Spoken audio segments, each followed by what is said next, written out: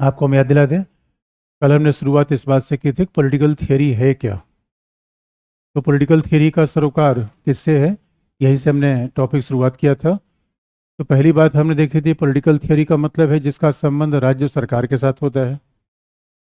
दूसरा माना गया, क्योंकि राजनीतिक सिद्धांत, तो हम पहले पॉलिटिक्स का मतलब बताने का प्रयास कर रहे थे कि राजनीतिक का मतलब क्या होता है। और कल वाली बात फिर मैं रिपीट कर दूं कि एनसीईआरटी आप जरूर पढ़िएगा।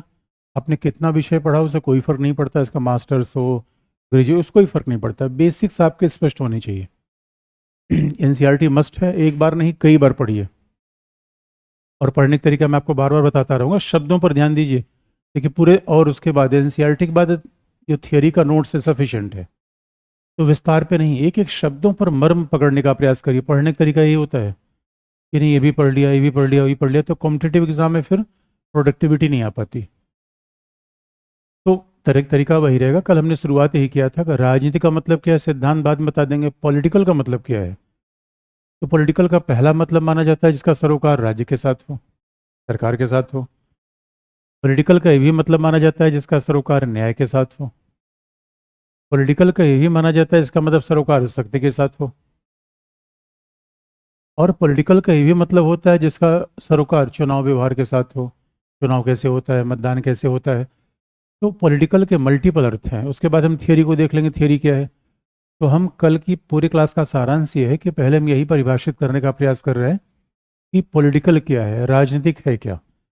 और पहले हम इस बात को उठाया कि अगर राजनीति का संबंध राज्य के साथ है, तो कल मैंने गार्नर की परिभाषा बता दी थी आपको कि राजनीति विज्ञान का अंत और आरंभ किसके साथ होता है, राज्य के साथ। और उसके बाद मैंने बता दिया था कैसे राज्य की शुरुआत यूनानी युग से हुई, मध्यकाल में राज्य के लिए तमाम चुनौती आई। उसके बाद जो राज्य का स्वरूप आया, आधुनिक राज्य को हम क्या कहते हैं, राष्ट्र राज्य। आधुनिक राज्य का विचार कैसा है, राष्ट्र राज्य, नेशन स्टेट। तो जब हम राष्ट्र राज्य की बात करते हैं कि, तो सवाल है कि राष्ट्र क्या है, राज्य क्या है। यही पे हमने सवाल छोड़ा था कि क्या राष्ट्र से मिलकर राज्य बनता है, क्या एक राज्य में अनेक राष्ट्र हो सकते हैं, क्या ऐसा संभव है कि राष्ट्र हो राज्य न हो। इसी विकल्प को हमने छोड़ा था। यानी राष्ट्र राज्य का विचार कहाँ शुरू हुआ, आधुनिक युग में। संप्रभुता का विचार कहाँ शुरू हुआ, आधुनिक युग में। इतनी बात मैंने बता रखी थी, उसको आप यूट्यूब पे आप देख भी सकते हैं। और देखना, कमेंट वमेंट थोड़ा अच्छा करना। बच्चों देखो, थोड़ा सा मैं फेवर मांगता हूँ बच्चों से, बाकी आजकल प्रचार की दुनिया है, जानते ही हो, प्रचार की दुनिया। और हम एक एक से कारपोरेट हाउस अब इस फील्ड में आ गए हैं। अब हम लोग समझ लो कि अंतिम पीढ़ी के टीचर हैं जिस फील्ड से, उसके बाद सब कॉर्पोरेट हाउस वाले पढ़ाएंगे, टीचर नहीं पढ़ाएगा। और आप कोचिंग में जाएंगे, पूछे कौन पढ़ाता है, उनका पढ़ने से मतलब है, टीचर से मतलब है, ऐसा ही जवाब मिलेगा। भाई हर समय में चेंज होता है, उसमें हमें कोई समस्या नहीं है। इसलिए इतना तो आपको सपोर्ट करना चाहिए, नहीं करना चाहिए। यूट्यूब पे पसंद ना है तो भी कर दो, बहुत अच्छा। और ऑनलाइन वाले बच्चों से भी मैं यही बात कहता हूँ, लिखने की बात। जो कल मैंने 3 टॉपिक पर छोड़ रखा था, 3 मैंने यहीं पर सवाल छोड़ रखा था कि क्या एक राज्य में एक राष्ट्र होता है। यानी हमने कल की डिबेट को यहाँ पे छोड़ रखा था।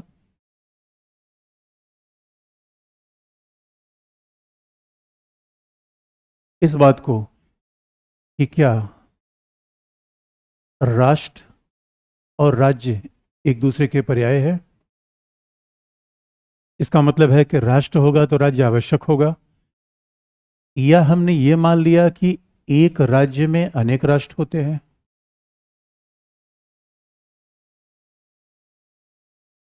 यानी क्या एक राज्य में अनेक राष्ट्र होते हैं, ये भी विकल्प है। और क्या ये संभव है कि राष्ट्र हो राज्य ना हो।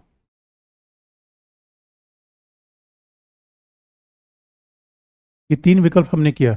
और आप याद रखना, इसलिए जब हम पॉलिटिकल थियरी को पढ़ेंगे तो आधे कंपैरेटिव को इसी में शामिल करते हुए चलेंगे। कंपैरेटिव पॉलिटिक्स आईआर में होता है, लेकिन इंडियन गवर्नमेंट एंड पॉलिटिक्स, और अगर हम थियरी को पढ़ लें तो कंपैरेटिव पॉलिटिक्स सारे पार्ट कवर कर लेंगे। तो फिर अब क्वेश्चन आप देखना, यही तो मूल मुद्दा है कि राज्य की उत्पत्ति आधुनिक दौर में हुई, तो राज्य की उत्पत्ति आधुनिक दौर में क्यों हुई, संप्रभुता आधुनिक दौर में क्यों आया, और राष्ट्र और राज्य के बीच का संबंध क्या है। तो कल हमने एक बेसिक सी बात बता दिया था, भारत एक राष्ट्र है या राज्य है या दोनों है। तो राष्ट्र का मतलब क्या है, जन्म, जाति, भाषा के आधार पर जब एक समुदाय के बीच में एकता हो तभी से हम क्या कहते हैं, राष्ट्र। बात सिंपल सी है। राष्ट्र और राज्य के बीच में अगर आप टेक्निकल डिफरेंस करना चाहेंगे तो राष्ट्र का मतलब क्या है, एक मनोविज्ञान है, नेशन। राष्ट्र का मतलब क्या है, एक मनोवैज्ञानिक धारणा है। राष्ट्र का मतलब क्या है कि यह एक भावनात्मक विचार है। राष्ट्र का मतलब क्या है, लोगों के बीच होने वाली एक सामूहिक एकता है। सामूहिक एकता, सामूहिक पहचान, ये राष्ट्र का विचार है। यही राष्ट्र का विचार है। ये सामूहिक एकता अगर भावनात्मक है, इसलिए बहुत ध्यान से देखने की बात है। राष्ट्र ऑब्जेक्टिव विचार नहीं है, वस्तुनिष्ठ नहीं है। इसका मतलब देखा नहीं जा सकता कि जब हम किसी शब्द का प्रयोग करते हैं भावनात्मक, मनोवैज्ञानिक, यानी आप राष्ट्र को देख नहीं सकते, भावना को देखने का तरीका ही नहीं है। इसलिए राष्ट्र एक भावना है, तो उसको दिखाने के लिए हम कई ऑब्जेक्टिव फैक्ट यूज करते हैं, तिरंगा, संविधान, राष्ट्रगान। इसलिए हम इन शब्दों का प्रयोग करते हैं जिससे प्रतीक दिख जाए। लेकिन प्रतीक का प्रयोग क्यों होता है, अब सवाल ये है। आप बहन को मानते हैं, बहुत मानते हैं, लेकिन उसके लिए कुछ गिफ्ट दिया ही नहीं। रक्षाबंधन आ गया और कह दो भैया कुछ गिफ्ट, उनका बहना तुम्हारे लिए दिल हाजिर है, तो बहना को दिल लेकर क्या करेगी बहना। बहनों कुछ मिला उला कि नहीं, बस दिल ही मिला है तुम लोगों को। ये दिल लेना देना बेवकूफ़ बनाने का तरीका है। अब सवाल है कि आपके दिल में मेरे लिए कितना प्यार है, कैसे मुझे दिखेगा। कुछ सिंबल तो होना चाहिए, इसलिए गिफ्ट कुछ दो, तभी तो पता चलना चाहिए। मुझे नहीं, बहनों को, भाइयों को। आप कह दोगे ओ माय गॉड, अभी तो फीस भी ले लिया, उसके बाद गिफ्ट भी मांग रहे हैं। इसलिए इसलिए मेरे बच्चों याद रखना, अब राष्ट्र मनोविज्ञान है, भावनात्मक है। अगर कोई विचार है तो उसके अपोजिट क्या है, ये भी हमें याद रखना है। उसके विरोध में क्या है। इसका मतलब ये ऑब्जेक्टिव नहीं है, ये कोई वस्तुनिष्ठ धारणा नहीं है। और जो वस्तुनिष्ठ नहीं है उसको देखा नहीं जा सकता, उसको महसूस किया जा सकता है, लेकिन राष्ट्र का विचार तार्किक नहीं है। इसलिए आप देखोगे रविन्द्रनाथ टैगोर जैसे लोग राष्ट्र की धारणा से बहुत असहमत होते थे। इसलिए हम पॉलिटिकल थियरी में आएंगे, अन्ना अरेंट जैसे लोग कहा करते थे कि राष्ट्र का विचार एक तरीके से मानव नरसंहार का आधार हो सकता है। राष्ट्र का मतलब है कि हमारे अंदर एकता। तो मैं अगर एकता फिर होगी कैसे, भाषा के आधार पर। एकता कैसे होगी, जाति के आधार पर। एकता कैसे होगी, धर्म के आधार पर। इसमें से कोई आधार तार्किक नहीं है। देखिए भाषा, जाति, धर्म, ये मानव को क्लेसिफाई करने कोई तार्किक बेस थोड़े है। और एक बात याद रखिए, जब हम ये कहते हैं कि इन आधारों पर हमारे अंदर एकता है, इसमें ये भाव भी निहित है कि हम किससे अलग हैं। बहुत ध्यान से सुनने की बात है। जब हम ये कहते हैं कि इन आधारों पर एक मानव समूह में एकता विद्यमान है, अगर भारत के लोग हैं तो स्वाभाविक तौर पर पाकिस्तान से वो अलग है। इसलिए राष्ट्रवाद में अलगाव का भाव है। और राष्ट्रवाद एक भावनात्मक, देखिए भावना अगर ज्वार बन जाए, मानव जीवन विवेक से चलना चाहिए, भावना से। देखिए भावना का ये हाल है कि कभी तो बहन भाई को पूरा दिल देने को तैयार है, उसके बाद बहन कहेगी ना भाई, संपत्ति में मेरा आधा हिस्सा है, दिल तो बाद में होगा। अब लो, तमाम भाई बहनों को, अरे मेरे बच्चों हैं, इससे झगड़े होते रहते हैं। अब बताओ इसमें से क्या सही है, पहला वाला सही है, दूसरा वाला सही है। ये राष्ट्र का विचार है, जहां सामूहिक मनोविज्ञान होती है। इसे राष्ट्र का मतलब जो भाषा के आधार पर बने, प्रजाति के आधार पर बने, धर्म के आधार पर बने, उसी विचार को क्या कहलाता है, राष्ट्र। उसी विचार को हम क्या कहते हैं, नेशन। लेकिन सवाल यह है, जब हम कहते हैं कि राज्य है, राज्य का मतलब क्या है, मनोवैज्ञानिक नहीं, वैधानिक। राज्य एक वैधानिक विचार है। राज्य एक भौगोलिक विचार है।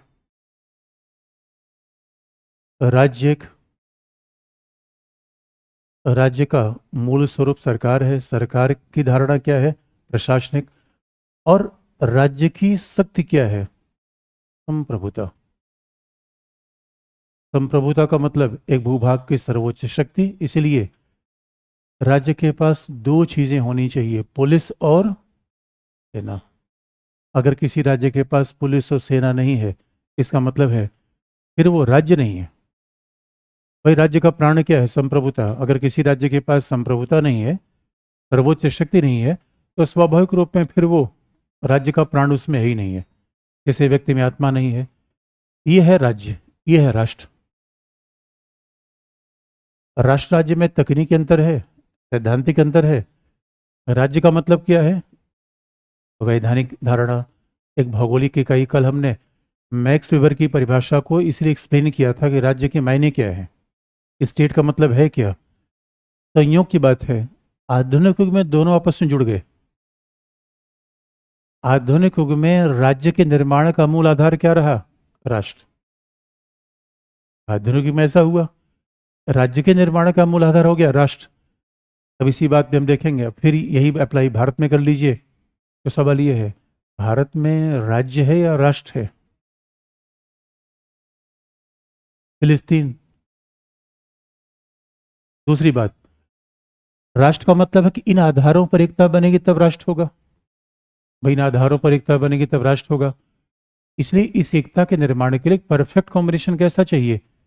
एक ही भाषा हो। भाई, सीधी सी बात है, या तो एक भूभाग में एक ही भाषा के लोग हों, या तो एक भूभाग में एक ही धर्मावलंबी हो। अगर एक भूभाग में एक ही भाषा के लोग होंगे, एक भूभाग में एक धर्मावलंबी होंगे, तब तो परफेक्ट कॉम्बिनेशन है राष्ट्र और राज्य का। ऐसा होता नहीं है। इसलिए बात को ऐसे देखा जाए कि क्या भारत में ऐसा नहीं लगता कि भारतीय राज्य में बहुराष्ट्र की धारणा है? भारतीय राष्ट्र में बहुराष्ट्र की धारणा है। इसलिए अगर आप राष्ट्र के आधार पर देखेंगे तो परफेक्ट राष्ट्र और राज्य का कॉम्बिनेशन आइसलैंड जैसे छोटे देशों में संभव है, जहां एक ही भाषा बोलने वाले लोग हैं, एक ही भाषा एक ही धर्म। बाकी जगह संभव नहीं है। तो राष्ट्र राज्य का कॉम्बिनेशन कैसे बनता है? और कई बार संभव है। इसलिए आप देखेंगे अमेरिकन किस शब्द का प्रयोग करते हैं? राज्य। अमेरिकन ने हमेशा किस शब्द का प्रयोग किया? United states of America. United nation शब्द का प्रयोग अमेरिकन ने कभी नहीं किया। अमेरिकन ये बात जानते थे कि जाति धर्म भाषा के धारणा को हम पीछे रखेंगे, क्योंकि जाति धर्म भाषा की विविधता के आधार पर एकता कहाँ बन सकती है? संविधान के द्वारा। भाई, हमारा संविधान एक है, नागरिकता एक है, राष्ट्रध्वज एक है, फंडामेंटल राइट एक है। तो क्या भारत राष्ट्र, तो राष्ट्र के बजाय हम किस शब्द का प्रयोग करें? राज्य। इसे अमेरिका ने 50 राज्य बनाया और अमेरिका ने किस शब्द का प्रयोग किया? United states. अन्ना ने कहा कि ना, मैं राष्ट्र शब्द का प्रयोग करूंगी ही नहीं। राष्ट्र शब्द भयंकर है, राष्ट्र अपने आप में खतरनाक है। और हिटलर मुसोलिनी ने तो राष्ट्र का बड़ा दुरुपयोग किया। हिटलर मुसोलिनी राष्ट्र को बड़ा दुरुपयोग कर दिया। लेकिन आज भी आप देखेंगे, मानवता की जब सामूहिक पहचान आती है तो उसमें एक तो परिवार है। जब हमारी सामूहिक पहचान की बात आती है, एक तो हमारी इंडिविजुअल आइडेंटिटी है कि हमारी पढ़ाई क्या है, योग्यता क्या है, हम किस पद पे हैं। जब हमारी सामूहिक पहचान की बात आती है तो मामला क्या आता है कि हम किस भाषा के हैं, किस जाति से हैं, किस धर्म से हैं। राष्ट्र आज भी मानव की सबसे बड़ी पहचान है। उससे बड़ी कोई पहचान हम बना नहीं पाए। कहने आप कहेंगे नहीं नहीं नहीं, यूरोपियन यूनियन बन गया है, संयुक्त राष्ट्र संघ बन गया है, उतना प्रभावी है नहीं। अभी देखिए, साउथ ईस्ट एशिया में आसियान बन गया है। अब मलेशिया के प्रधानमंत्री हमारे आए हुए हैं। मलेशिया में भी बड़ी संख्या में मलई हैं। मलई भाषा के आधार पर मलेशिया ऐसा दिखता राष्ट्र है। लेकिन वहाँ सारे मलई भाषा नहीं, मलयाली भी हैं। मलई के अलावा मलयाली भी हैं, मलई के साथ मंदारिन भी हैं। क्योंकि मलेशिया की आबादी कुल मिला के 5 करोड़ है। 5 करोड़ में जब इतनी विविधता है, और आज के डेट में अमेरिका में आप जाएंगे तो उसमें मैक्सिकन्स, भारतीय, अफ्रीकी, तमाम लोग अमेरिका में मिले हुए हैं। इसलिए लोग कहते हैं कि राज्य और राष्ट्र में अंतर दिखता है। लेकिन कई बार ऐसा संभव है कि राष्ट्र को बनाने के बजाय किसको बनाना चाहिए? राज्य को। राज्य का विचार तार्किक है, राज्य का विचार वैधानिक है, राष्ट्र का विचार मनोवैज्ञानिक है। इसलिए राष्ट्रवाद के बजाय हमें किसको बढ़ाना चाहिए? राज्य, राज्य। लेकिन ये मतभेद लगा रहता है, और ये मतभेद कहाँ काम आ जाएगा? कंपैरेटिव पॉलिटिक्स में भी आपको काम आ जाएगा।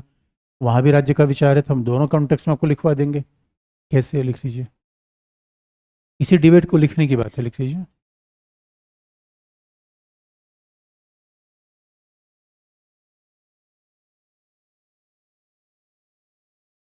जो जहां से आपने लिखा था उसी के अगले पैराग्राफ से पहला पॉइंट। विश्व में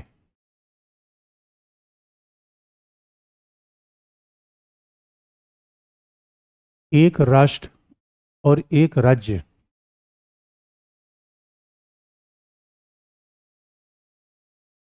विश्व में एक राष्ट्र एवं एक राज्य के बीच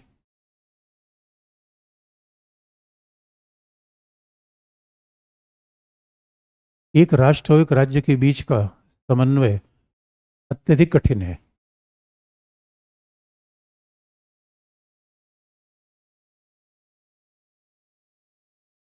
विश्व में एक राष्ट्र और एक राज्य के बीच का समन्वय अत्यधिक कठिन है,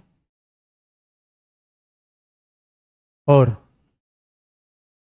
यह आइसलैंड जैसे छोटे देशों में संभव हो सकता है।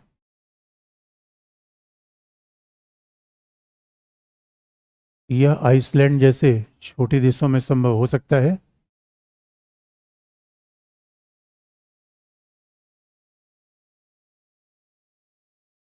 आइसलैंड जैसे छोटे देशों में संभव हो सकता है जहां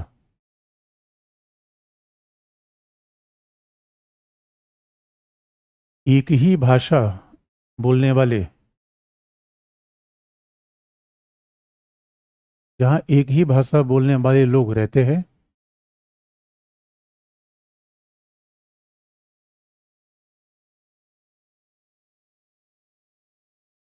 और उन्होंने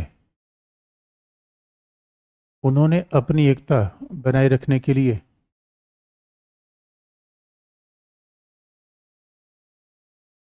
उन्होंने अपनी एकता बनाए रखने के लिए एक प्रशासनिक ढांचे का भी निर्माण कर लिया है।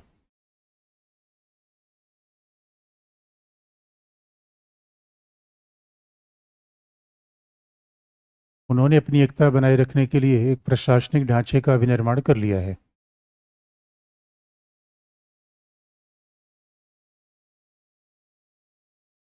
एक प्रशासनिक ढांचे का भी निर्माण कर लिया है। अगला पॉइंट।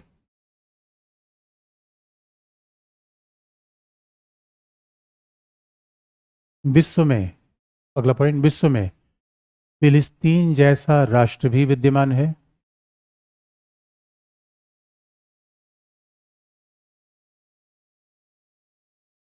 फिलिस्तीन जैसा राष्ट्र भी विद्यमान है जो आज तक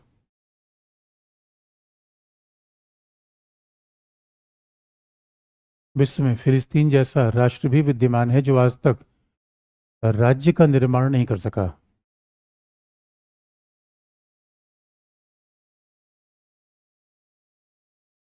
फिलिस्तीन जैसा राष्ट्र भी विद्यमान है जो आज तक राज्य का निर्माण नहीं कर सका,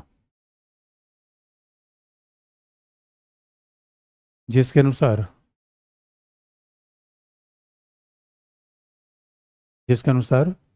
फिलिस्तीन के पास जिसके अनुसार फिलिस्तीन के पास पुलिस और सेना दोनों नहीं है।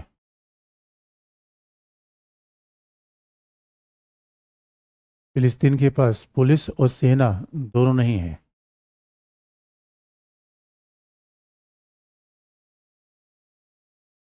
अगला पॉइंट। अमेरिकी संविधान निर्माताओं के द्वारा अमेरिकी संविधान निर्माता ब्रैकेट में जेफरसन, मेडिसन,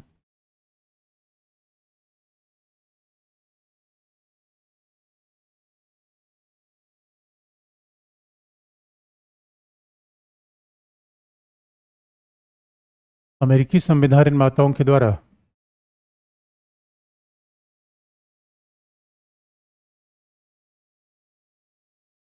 अमेरिकी संविधान निर्माताओं के द्वारा राष्ट्र के बजाय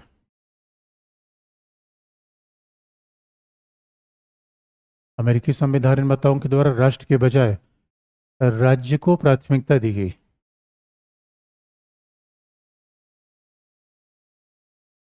राष्ट्र के बजाय राज्य को प्राथमिकता दी गई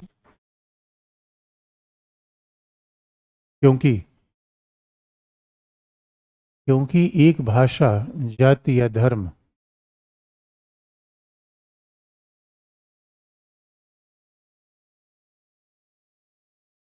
राष्ट्र के बजाय राज्य को प्राथमिकता दी गई क्योंकि एक भाषा, जाति या धर्म बड़े भूभाग में होना संभव नहीं है।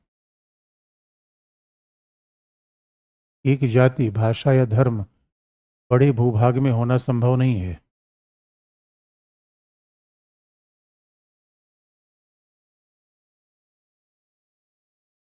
इसीलिए एक राज्य में अनेक राष्ट्र भी हो सकते हैं।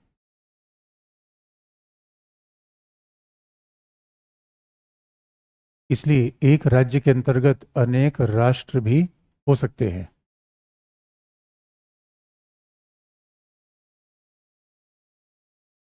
एक राज्य के अंतर्गत अनेक राष्ट्र भी हो सकते हैं और विकासशील देशों में विकासशील देश का मतलब भारत है, एशिया, अफ्रीका। और विकासशील देशों में इसीलिए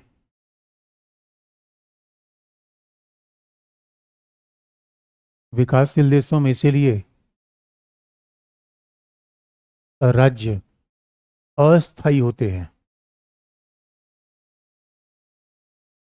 विकासशील देशों में इसीलिए राज्य अस्थायी होते हैं क्योंकि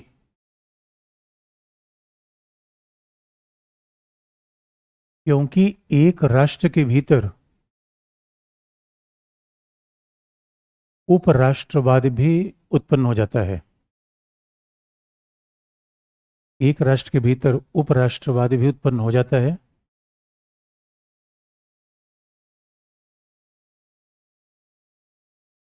एक राष्ट्र के भीतर उपराष्ट्रवाद भी उत्पन्न हो जाता है, जैसे श्रीलंका में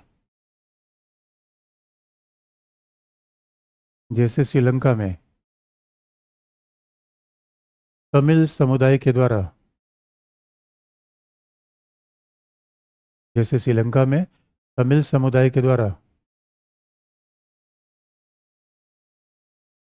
एक पृथक श्रीलंका में तमिल समुदाय के द्वारा एक पृथक राष्ट्र की मांग उठा दी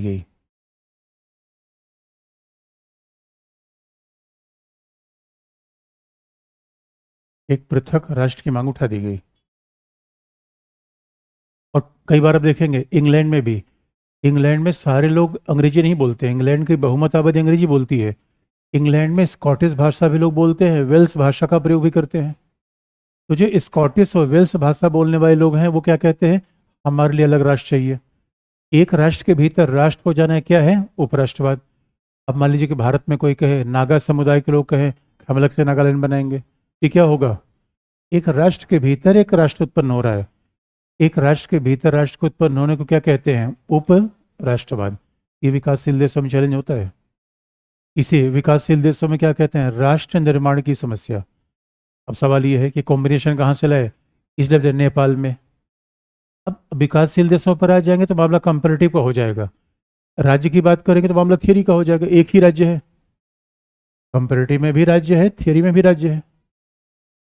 इसलिए आप देखेंगे कि नेपाल में मधेसी कहते हैं कि हम अलग राज्य का निर्माण करेंगे अभी भी। और अब क्योंकि यूरोप में एक बात तो तय है कि वो लोकतंत्र को वही के लिए जाएंगे, लोकतांत्रिक शासन, सेकुलर शासन का उनके लिए कोई विकल्प नहीं है। हमारे लिए ऐसा नहीं है। कोई कहेगा धार्मिक राज्य बना दो, कोई कहेगा हिंदू राज्य बना दो, कोई कहेगा इस्लामी राज्य बना दो। दुनिया में भारत में जैसे विकासशील देशों में चैलेंज बार बार आता है। तो हम के यही है राष्ट्र निर्माण की चुनौती कि राष्ट्र का ढांचा बनाए कैसे। राष्ट्र भी एक मकान जैसा होता है कि राष्ट्र में कौन सा पिलर यूज करें, राष्ट्र में कौन सा पेंट लगाए, पंथ निरपेक्षता का है, धार्मिक राज्य का। यही है राष्ट्र निर्माण के चैलेंज। आज भी विकासशील देशों में मारामारी मची हुई है। लेकिन अगर हम पीछे मुड़ के देखें कि जब ये राष्ट्र की उत्पत्ति हुई, जब ये राष्ट्र राज्य बना, तो स्वाभाविक रूप में कैसे राष्ट्र की आवश्यकता हुई, संप्रभुता आया कैसे, और फिर राज्य का स्वरूप बदला कैसे। तो राज्य का पहला स्वरूप कैसा था और राज्य फिर बदला कैसे। तो अब इस बात को हेडिंग चेंज कर लीजिए, अगला हेडिंग लिख लीजिए। यहां हमने बताया इसमें कोई उलझन तो नहीं है,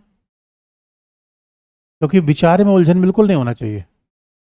कॉन्सेप्ट का मतलब है वो क्रिस्टल क्लियर, क्या रिलेशन है इसमें क्लियरिटी होनी चाहिए, इसलिए मैंने लिखवा भी दिया आपको। अब एक बार नोट्स आप खूब पढ़ के आएंगे तो बार बार आपको लगेगा कि फिर लिखवाने की आवश्यकता कम से कम पड़ेगी, लेकिन हमें इसे लिखवाना पड़ता है कि देखिए, अच्छा कई बार बच्चे कहते हैं समय लग रहा है, तो देखिए समस्या ये है कि कुछ बच्चे ऐसे हैं जो 20 साल के हैं, BA पार्ट 1 में आए हैं, अब उनके लिखवाओ ना तो उनको लगता है कि क्या बताए सर, तो इसे थोड़ा सामंजस्य बनाना पड़ता है। तो अगली बात है, हेडिंग चेंज कर लीजिए, संप्रभु राष्ट्र राज्य की उत्पत्ति, हेडिंग लिख लीजिए, संप्रभु राष्ट्र राज्य की उत्पत्ति।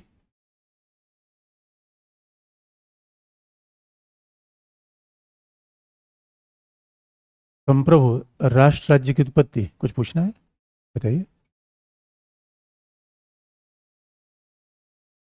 इसीलिए हमने कहा अब यही तो विवाद का विषय है कि भारत राष्ट्र है या नहीं है। इस आधार पे दुनिया में कोई भी राष्ट्र होगा ही नहीं। अमेरिका नहीं होगा, भारत नहीं होगा, चाइना नहीं होगा, मलेशिया तक नहीं होगा, इंग्लैंड नहीं होगा, स्पेन नहीं होगा।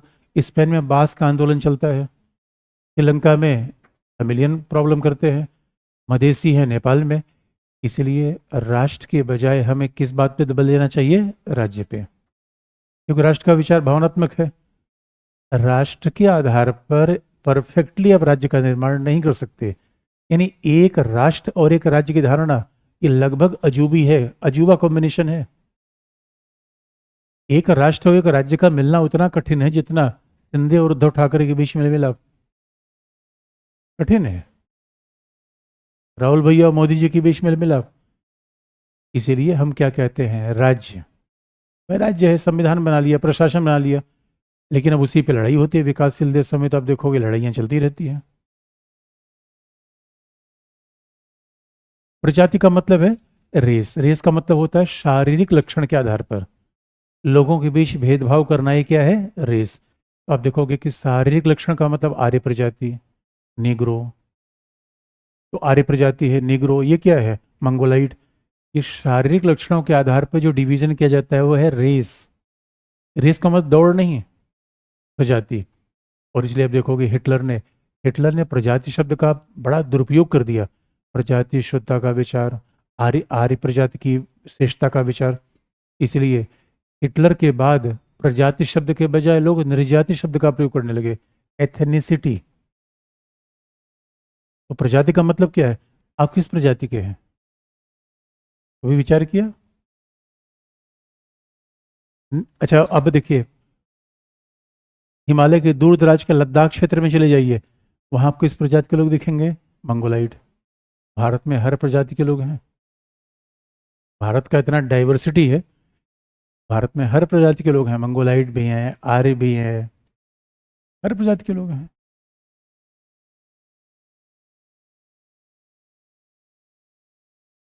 एक बात याद रखिए, अब उलझन होता है हिंदी वाला। अब सवाल ये, जितने प्रोफेसर सब लिखते हैं वो तो नेशन है या स्टेट है, दूसरी बात है। अब अगर आप डिवीजन करेंगे तो कई लोग कहते हैं कंट्री कह लो, अब उसमें बाल खाली निकालने वाली है। कंट्री का मतलब गांव भी होता है, कंट्री का मतलब देश भी होता है। मेन डिवीजन होता है नेशन वर्सेस स्टेट। कंट्री उंट्री का मतलब क्या है, कंट्री को गांव के रूप में भी देख सकते हैं, कंट्री को देश के रूप में देख सकते हैं। इसका मतलब है कोई भी एक ऐसा समुदाय जहाँ पे एक समान परंपराएं प्रथाएं हो, उसको आप कंट्री के रूप में कह सकते हो, देश। यानी मेरा गांव मेरा देश, ये सब तो उसके बाद बाल खाल निकालने वाली बात है। मेन डिबेट कहाँ आता है, नेशन और स्टेट के बीच में। अच्छा पता नहीं कैसे बच्चों ने पता नहीं कहाँ से सुन लिया, कई बार बच्चे पूछते थे सर राजनीतिक और राजनीति में क्या अंतर होता है। हमने कहा ऐसे बाल खाल में ये सब बिला वजह के डिबेट है, पहले चूहा की पहले बिल्ली, उसमें उलझना नहीं चाहिए। इंडलेस डिबेट है, बेकार का है। नाम के पॉइंट ऑफ व्यू से पता नहीं कैसे एक बच्चे उलझ जाते हैं इसमें, कौन उलझा देता है ये भी मैं नहीं पता चल पाता। हेडिंग क्या लिखा आपने? संप्रभु राष्ट्र राज्य की उत्पत्ति, पहला पॉइंट।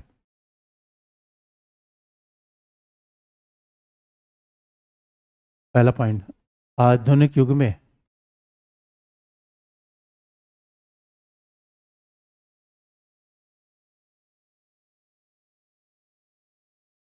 आधुनिक युग में राष्ट्र राज्य का विचार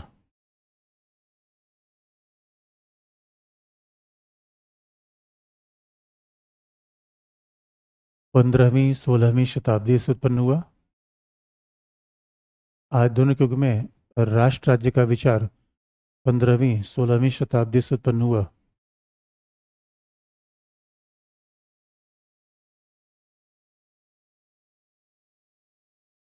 जिसका मूल आधार मैकियावेली विचारक का नाम है, जिसका मूल आधार मैकियावेली के चिंतन में विद्यमान है।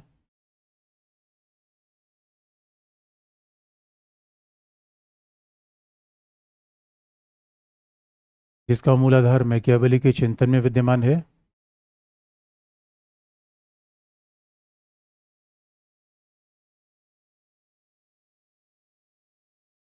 और रूसो ने भी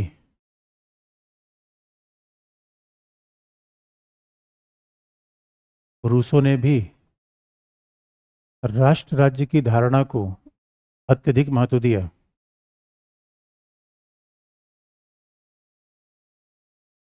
रूसो ने भी राष्ट्र राज्य की धारणा को अत्यधिक महत्व दिया।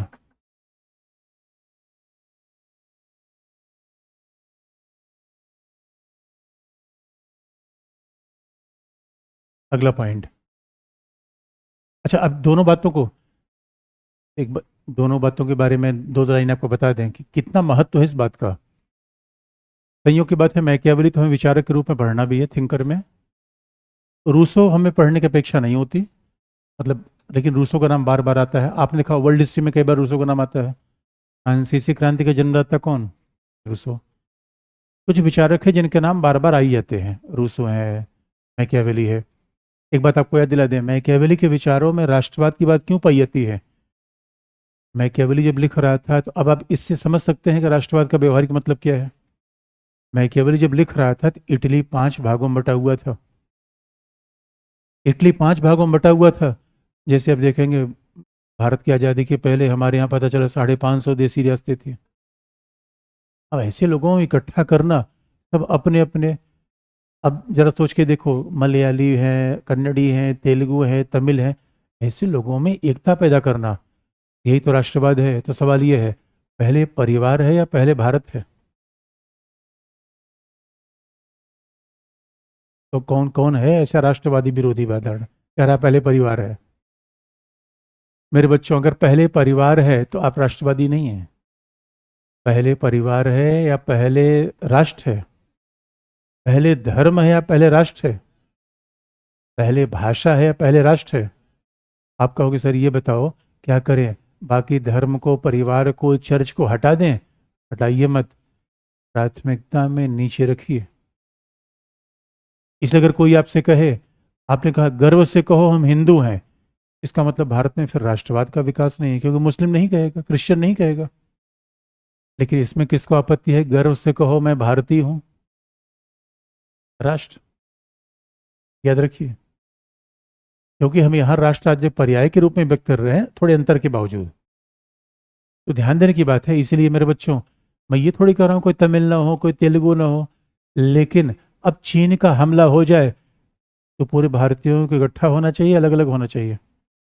आपने अगर खट्टा मीठा का डायलॉग देखा होगा, आप याद रखिए, फिल्मों में क्या होता है ना, बड़ी बड़ी फिलॉसफी बड़ी आम भाषा में दी जाती है, क्योंकि इतनी सैद्धांतिक भाषा बताई जाएगी तो कोई समझ ही नहीं पाएगा। खट्टा मीठा में एक बड़ा अच्छा डायलॉग है कि भारत में सब लोग यही तो हैं, कोई तमिल है, कोई तेलुगु है। और अभी एक मैच आई थी, अब फिल्म आई थी अजय देवगन की, उसमें यही बात आई मैदान में।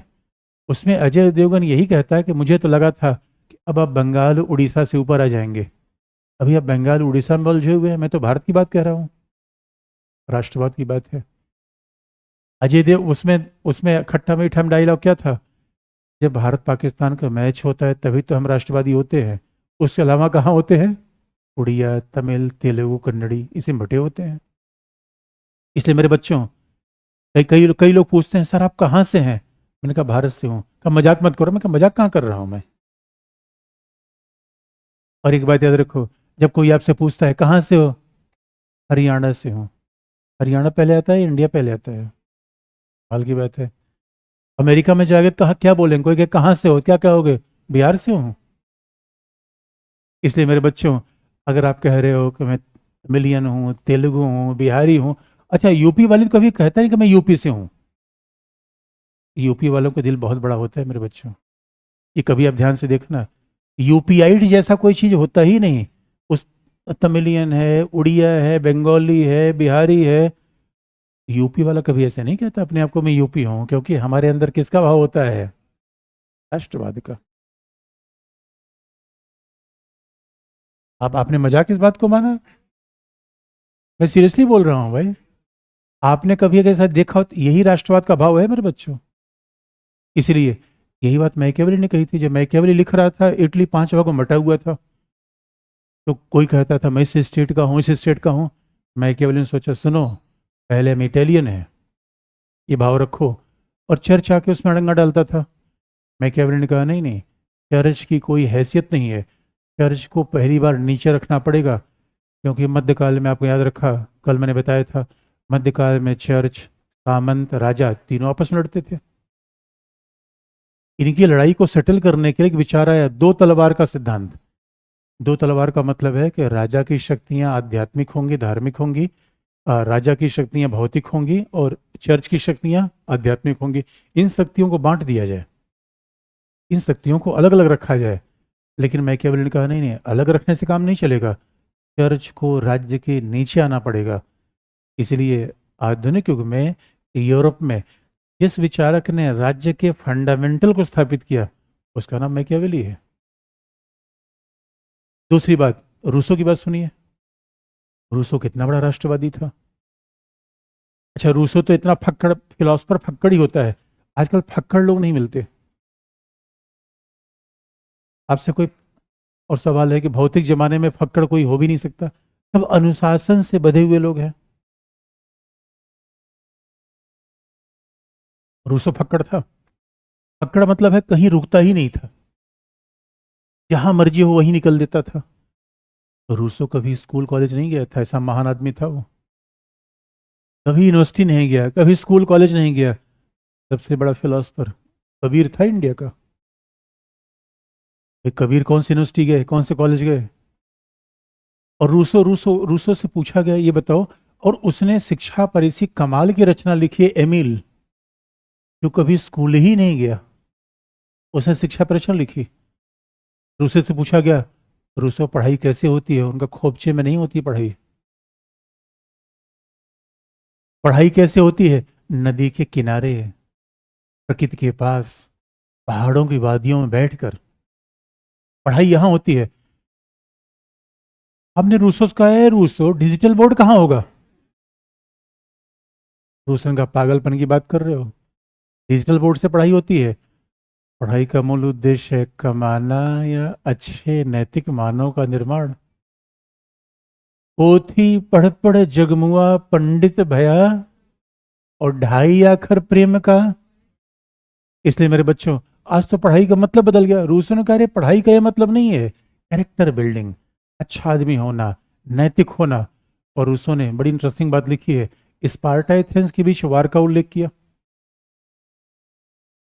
तब उसने राष्ट्रवाद की बात, ऐसा रूसो था। और उसकी एमिली की जो कैरेक्टर है, वो सोफिया, सोफिया कैरेक्टर बनाकर उसने पूरी रचना लिखी है। और आप याद रखिए, आप कहेंगे सर प्रकृति के पास जाने पर शिक्षा कैसे मिलता है? जितने प्रकृति के नजदीक रहेंगे उतना अच्छा मानव रहेंगे। और एक बात याद रखिए, प्रकृति, आप कहेंगे सर उत्तराखंड चलें, हिमाचल चलें, ये तो भौगोलिक प्रकृति है, आपकी भी प्रकृति है कि आप अच्छे हैं। बचपन में लौट के देखो कैसे थे, कीचड़ में उछल के खुश होते थे, और आज पीटी के लिए दिल बैठा हुआ है।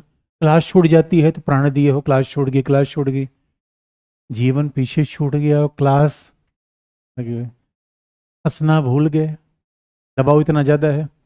और कई बार टीचर भी दबाव पैदा कर देता है। लोगों वो बता देगा आग का दरिया है, ऐसा गोला है, ये यूपीएससी है। लो, बेचारा जवानी में जहाँ हंसने की उम्र था वहां क्या ले लिया, बोझ ले लिया। हमारी प्रकृति क्या है मेरे बच्चों? हंसना या दुखी रहना? हमारी प्रकृति क्या है? अच्छा बनना या खाना पीना मौज उड़ाना? ये हमारी प्रकृति है। इसलिए बैक टू नेचर, प्रकृति की तरफ लड़ो। और आपने जानते हैं, छोड़ आए हम वो गलियां, उसी को गली में लौटना है, अपने स्वभाव तरफ लौटना है। हाँ? मेरे बच्चों, अपने स्वभाव की तरफ लौटना है। और आपका नेचर क्या है? बचपन में याद करो, हमेशा हंसते थे बिना किसी उपलब्धि के। किसी से लड़ भी लिया, 2 मिनट में दोस्ती हो गई। दोस्ती देखने के पहले ये पता नहीं होता था कौन क्या पद है, कौन क्या प्रतिष्ठा है।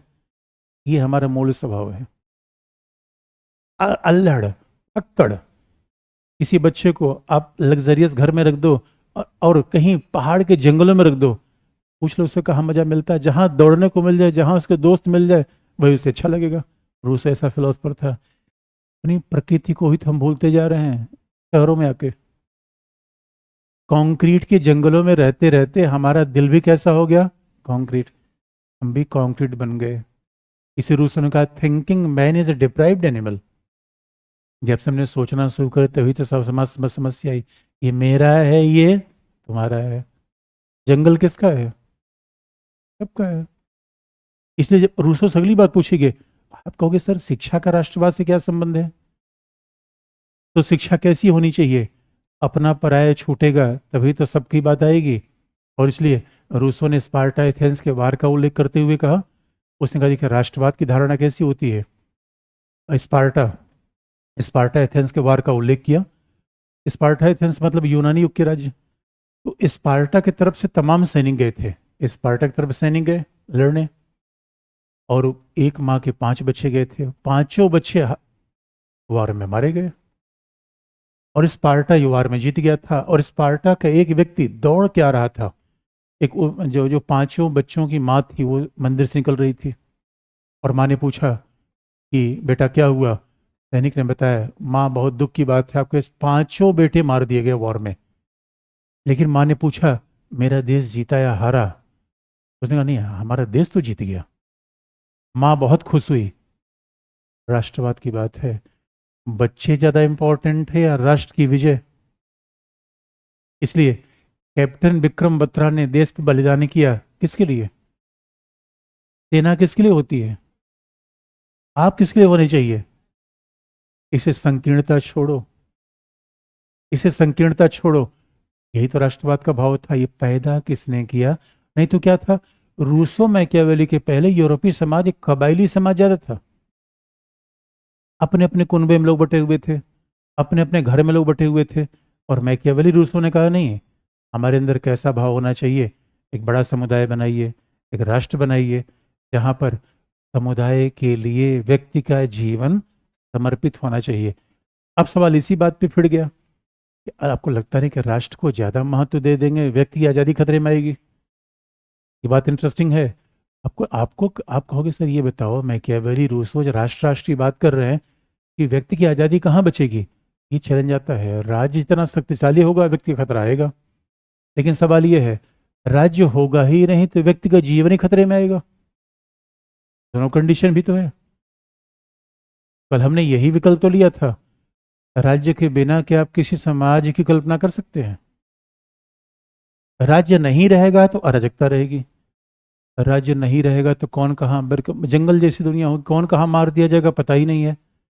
राज्य होगा तो शक्ति का केंद्र होगा। और शक्ति के इसी सर्वोच्च केंद्र को क्या कहा गया? संप्रभुता।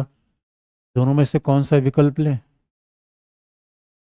अराजकता ठीक है या संप्रभु राज्य के भीतर रहना ठीक है? क्या लिखा आपने, क्या लिखा आपने? अगला पॉइंट, यूरोप में यूरोप में धार्मिक संघर्षों के कारण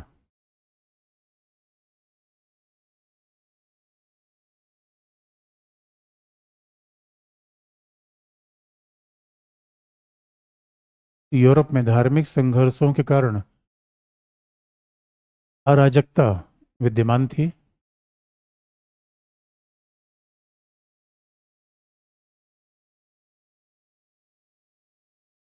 यूरोप में धार्मिक संघर्षों के कारण अराजकता विद्यमान थी। इसीलिए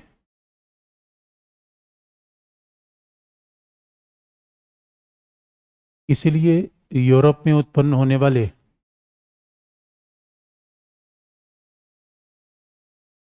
इसलिए यूरोप में उत्पन्न होने वाले नए व्यापारिक समुदाय के द्वारा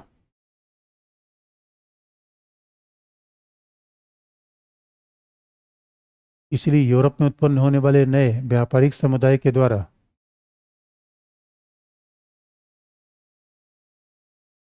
व्यापारिक समुदाय के द्वारा शांति और व्यवस्था के निर्माण की मांग की गई।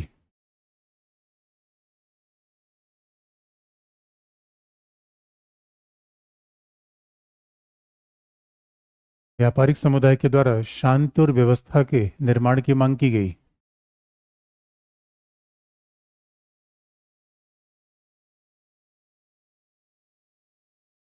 शांति व्यवस्था के निर्माण की मांग की गई, जहां एक सर्वोच्च शक्ति की आवश्यकता हुई।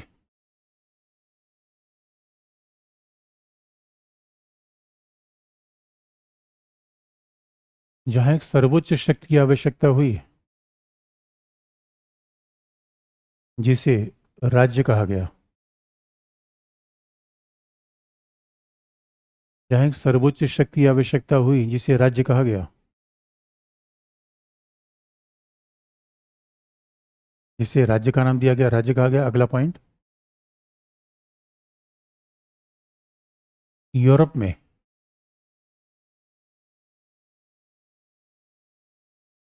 में चर्च के प्रभाव से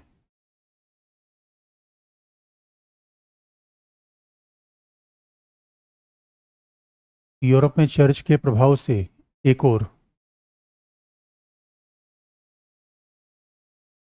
और राज्य की शक्ति कमजोर हो रही थी। यूरोप में चर्च के प्रभाव से एक और राज्य की शक्ति कमजोर हो रही थी। दूसरी ओर राज्य की शक्ति कमजोर हो रही थी। दूसरी ओर व्यापार भी बाधित हो रहा था।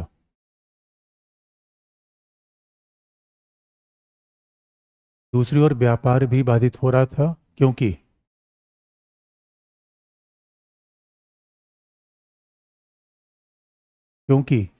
चर्च के द्वारा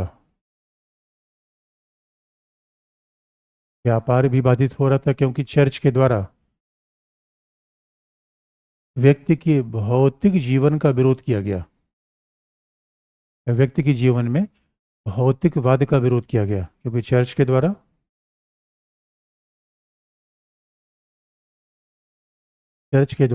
व्यक्ति के जीवन में भौतिकवाद का विरोध किया गया।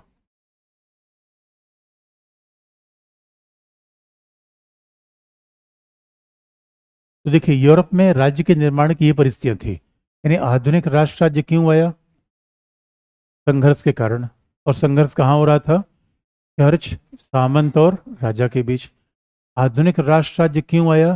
बढ़ते व्यापार के कारण। क्योंकि जैसे जैसे व्यापारी आगे बढ़े, आप याद रखिए, व्यापारियों को पहले चाहिए सुरक्षा।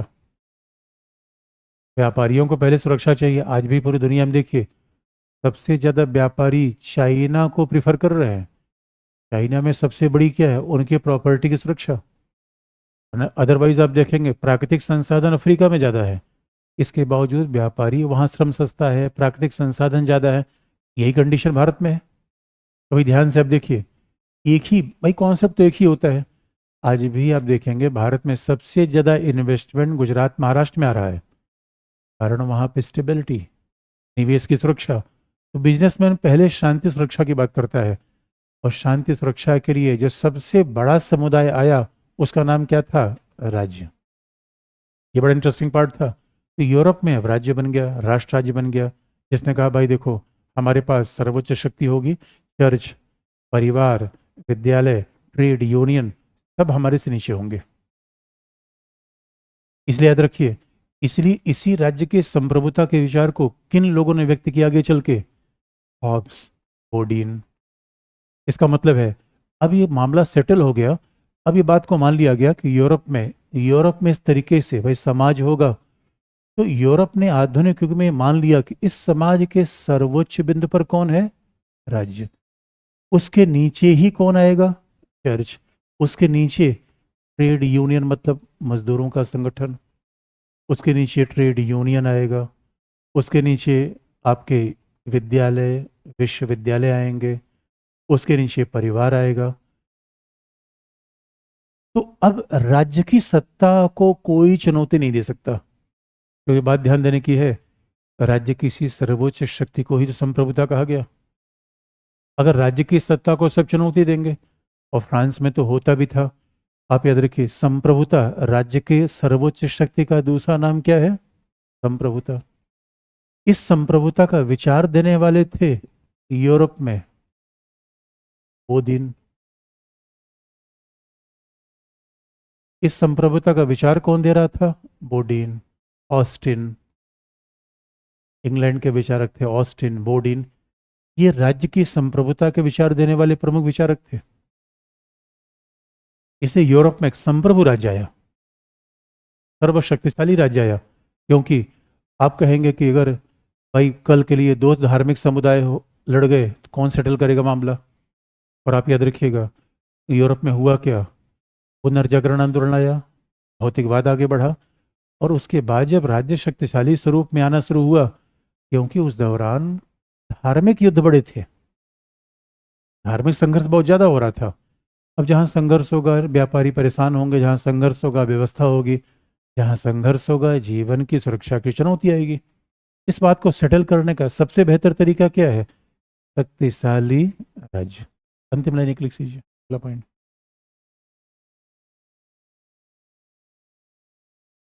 फ्रांस में फ्रांस में विद्यमान फ्रांस में विद्यमान धार्मिक संघर्ष के कारण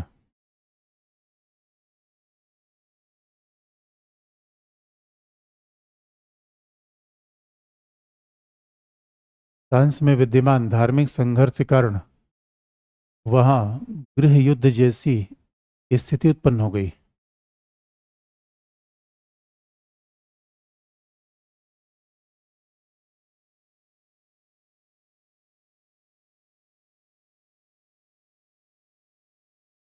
इसीलिए फ्रांसीसी विचारक बोर्डीन के द्वारा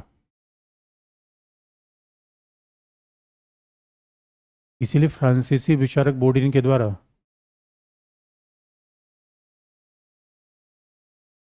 राज्य की संप्रभुता का समर्थन किया गया।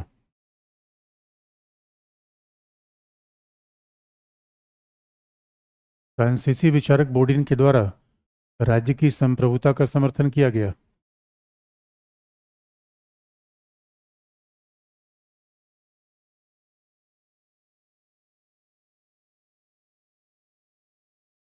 और इंग्लैंड में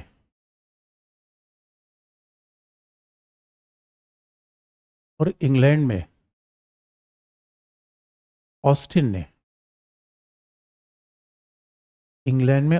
ने इसी संप्रभुता का जोरदार समर्थन किया।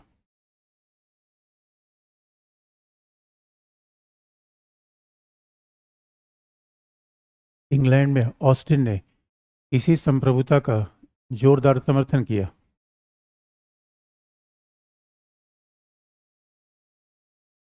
इसी संप्रभुता का जोरदार समर्थन किया। अब बड़ा इंटरेस्टिंग मामला आ गया। इंग्लैंड में ऑस्टिन ने इस संप्रभुता का समर्थन कर दिया। इंग्लैंड में ऑस्टिन ने कर दिया, और फ्रांसीसी विचारक कहाँ कर दिया? बोर्डीन ने। इसका मतलब याद रखिए कि राज्य का प्राण है संप्रभुता, और संप्रभुता का सीधा मतलब है न तो राज्य अंदर के किसी समुदाय से सीमित है, न बाहर के किसी राज्य से। तो फ्रांस का राज्य इंग्लैंड के अधीन नहीं है, ये संप्रभुता है। और न ही फ्रांस के राज्य पे चर्च का प्रभाव चलेगा। अपने आप में दुनिया की बड़ी धारणा है। अन्यथा आप देखोगे लोग छोटे छोटे कबीलाओं में बटे हुए थे, आपस में लड़ते रहते थे। तो राष्ट्र राज्य के विकास ने यूरोप में बड़ी शांति पैदा की, व्यापारी आगे बढ़ने लगे, अब उनके जीवन की सुरक्षा हो गई। और स्वाभाविक रूप में विज्ञान के विकास के कारण भी चर्च का प्रभाव घटा। यानी केवल यही नहीं था कि राजा के प्रभाव को आगे बढ़ा दिया गया, लेकिन आपको याद दिला दें, परंपरागत युग में राज्य और राजा एक दूसरे के पर्याय ही हो गए। संप्रभुता का विकास राजतंत्र के साथ हुआ, ये बात ध्यान सुनने की है। इंग्लैंड में पहले राजा का शासन था, फ्रांस में राजा का शासन था। तो जब संप्रभुता का विचार आया है तो हम तो ये कह रहे हैं संप्रभुता राज्य की विशेषता होती है। पहले जमाने में राजा और राज्य के बीच अंतर ही नहीं था। भाई राजा तो व्यक्ति है, राज्य तो संस्था है। राजा आज है कल नहीं है, राज्य तो भौगोलिक संस्था है, राज्य तो रहेगा रहेगा। लेकिन इन दोनों में आरंभिक रूप में अंतर माना ही नहीं गया। राज्य और राजा को पर्याय के रूप में ही व्यक्त किया गया। लेकिन संप्रभुता का धारणा, आधुनिक राष्ट्र राज्य का विकास, ये बड़ा निर्णायक रहा। अब देखिए कैसे चीजें घूमी। राज्य बन गया, स्थिरता आ गई, संप्रभुता आ गई। लेकिन ये भी ध्यान रखने की है कि राज्य वहीं पे काम कर रहा था जहाँ समाज था। ये भी आपको याद दिला दें, यूरोप में आधुनिक समाज में परिवर्तन कहाँ हुआ? फिजिक्स से नियम खोजे गए। और यूरोपी देखिए इस मामले में तो बड़े तार्किक रहे हैं। बड़ी ध्यान देने की बात है, यूरोप में जैसे जैसे विज्ञान का प्रभाव बढ़ा, भौतिकवाद बढ़ा। एशिया अफ्रीका में देखेंगे अलग फिलॉसफी रही। एशिया अफ्रीका में अध्ययन में अध्यात्मवाद का ही प्रभाव खूब था, और बाद में अध्यात्मवाद रूढ़िवाद में चेंज हो गया। अभी भी आप देखेंगे एशिया अफ्रीका के तमाम देशों में धर्म का जरूरत से ज्यादा प्रभाव है। व्यक्ति विवेक की बात ही नहीं सुनता। ये बात यूरोप ने 500 साल पहले चैलेंज कर दिया था। इसलिए बहुत ध्यान से देखने की बात है। यूरोप अगर इतना आगे है तो उसके लिए वो डिजर्व करता है। अरे जिसके जीवन में तर्क होगा, विवेक होगा, वो आगे बढ़ेगा। जिसके जीवन में पोंगापंथ होगा, रूढ़िवाद होगा, बिला वजह की परंपराएं होगी, वो पीछे जाएगा। इसलिए न्यूटन आया। न्यूटन ने कहा, पोप महोदय क्या कहते हो? उनका ईश्वर आए, 7 दिन में ये पूरी सृष्टि बना के चले गए। न्यूटन ने कहा, गंदी बात, ठीक नहीं है। न्यूटन ने कहा, मेरा फिजिक्स का सिद्धांत ये बात अप्लाई नहीं करता। पोप ने कहा है, ये कौन आदमी है? फिजिक्स जो बाइबल में लिखा गया वो ठीक है, या तुम्हारा विवेक कहता है वो ठीक है? न्यूटन ने कहा, ना, जो मेरा विवेक कहता है वो ठीक है। उधर बेकन, गैलीलियो गैलीलियो पोप के पास गया। गैलीलियो ने पूछा, पोप महोदय बताइए ये धरती कैसे चलती है? पोप महोदय ने कहा, बेटा उत्तर, हम सब उसके यंत्र हैं। इसे ईश्वर ने हमें भेजा, इस क्लास में आ गए। ईश्वर कल भेज दिया, किसी दूसरी क्लास में चले जाएंगे। अरे मेरे बच्चों, हमने क्लास का निर्धारण थोड़ी किया। क्लास का निर्धारण किसने किया? ईश्वर ने। अब ईश्वर ने कहा आज यहाँ चलो, तो कल कहीं और भेज देगा। गैलीलियो ने कहा, ना, हम गति करते हैं और ये पूरा संसार मोशन में है, और मोशन स्वाभाविक है। इसके लिए हमें किसी बाहरी शक्ति की आवश्यकता नहीं है। उसने कहा, ये सब कहाँ से गंदी गंदी बात सीख के आ रहे हैं आजकल बच्चे। एक बात याद रखिए, 500 सालों बाद आज भी इस दुनिया में धर्म खिलाफ बोल दीजिए, लोग गर्दन उतार देंगे। यूरोप उस समय बोल रहा था 500 साल पहले। और हम क्या कहते हैं? तो यूरोप ने दुनिया को लूट लिया, शोषण कर लिया, साम्राज्यवाद कर लिया। साम्राज्यवाद शोषण कर लिया या विचार चेंज कर दिया? An idea can change the life. दोस्तों, हमेशा तर्क विवेक के जो उन्होंने प्रयोग किया, उन्होंने कहा ना, अभी हम फिजिक्स को मानेंगे, हम साइंस को मानेंगे। तब तक उधर से देकार्ते आया। देकार्ते से पूछा गया, भाई ये बताओ फिलोसफर। देकार्ते से पूछा कि दुनिया में क्या है? उन्हें कुछ नहीं है। चर्च वहीं पोप सामने बैठे थे। तब कुछ नहीं है मतलब ईश्वर? उनका मुझे डाउट है, संदेह है।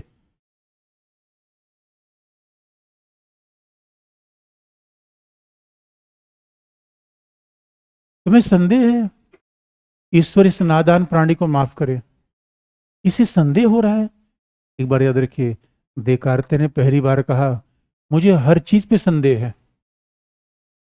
धर्म वहीं कट जाता है जहां संदेह उत्पन्न हो जाता है, विवेक वहीं उत्पन्न होता है जहां संदेह आता है। इसे याद रखिए। कई कई बार हम कई बार क्या होता है, भावना में संदेह नहीं आता, वो चाहे ईश्वर के प्रति लगाव हो चाहे किसी व्यक्ति के प्रति। जहां भावना बढ़ी संदेह खत्म हो जाता है। देकार्त पहला ऐसा व्यक्ति था जो संदेह कर रहा था ईश्वर में। और फिर राजा क्या क्या करता था? राजा कहा करता था कि हम ईश्वर के द्वारा यहाँ धरती पर बनाए गए हैं। देकार्त ने कहा फिर मुझे संदेह हो रहा है। देकार्त से पूछा गया ये बताओ ये ईश्वर कैसे आया? उन्होंने कहा भाई जब मुझे अपने ही होने पे संदेह है। तो बड़ा पागल आदमी है, ये कह रहा है मुझे अपने ही होने पे संदेह है। तो देकार्त से पूछा ऐसा क्यों कह रहे हो? उन्होंने कहा भाई जब मैं रात में सोता हूं तो मैं भी नहीं रहता। जब मुझे अपने ही ऊपर संदेह है कि मैं हूं कि नहीं हूं, तो मैं कैसे मान लूं ईश्वर है जिसको मैंने देखा ही नहीं है? जो मेरे साथ है उसको तो मैं देख रहा हूं अपना शरीर, और जब मैं सोता हूं तो मुझे पता ही नहीं मैं कहाँ चला जाता हूं। और कई ऐसे ऐसे लोगों से मिलता हूं जिनको जीवन में मिला नहीं। आप बताइए, सोते समय आप रहते हैं कहीं और चले जाते हैं, कहाँ जाते हैं? अरे भाई कहीं जाते तो अच्छी जगह ही होंगे, कहीं यूपीएससी चले गए, तो बाकी कहाँ जाते हैं आप ही समझे मेरे बच्चों। ये मुझे तो यही पता है कहीं अच्छी जगह ही जाते होंगे। इसलिए सवाल ये है, जब इन लोगों ने बात कहनी शुरू की, पूरा यूरोप बिल्कुल रेवोल्यूशनाइज हो गया। और इधर फिलोसफी, इधर सारे वैज्ञानिक गणितज्ञ फिजिक्स फिजिक्स के लोग इधर आ रहे थे।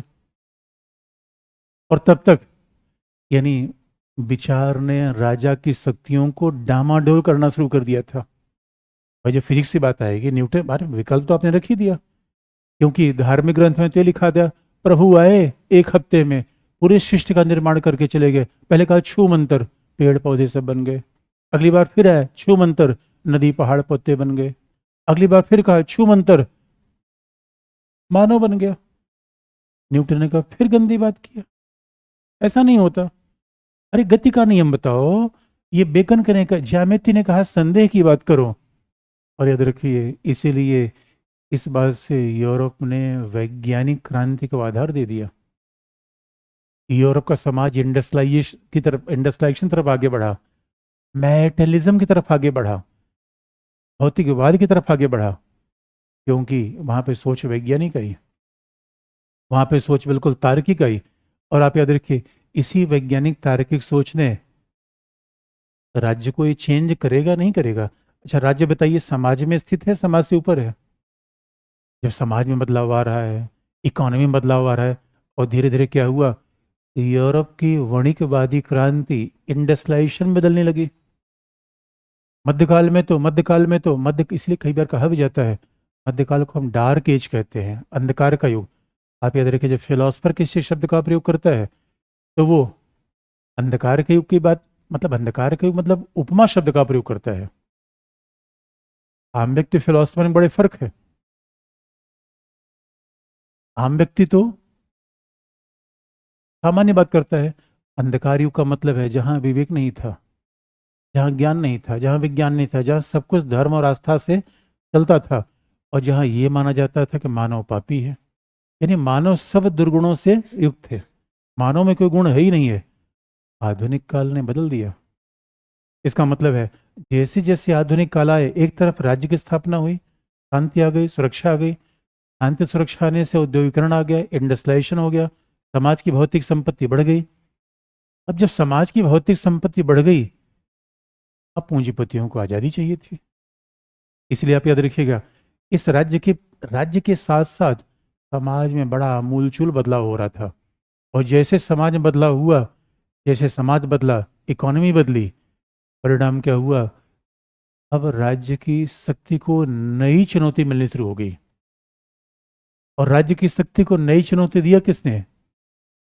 उदारवादियों ने। हेडिंग चेंज कर लीजिए, हेडिंग चेंज कर।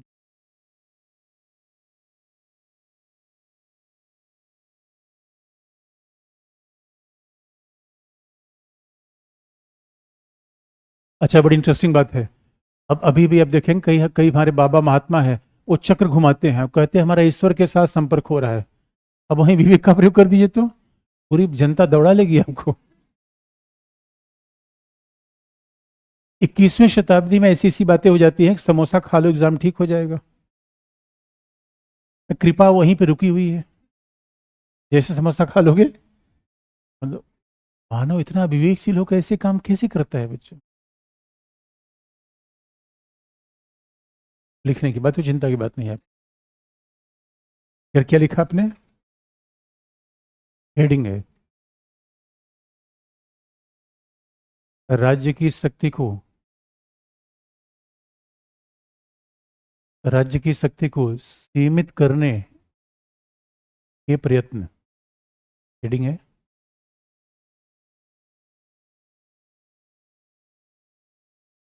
राज्य की शक्ति को सीमित करने के प्रयत्न।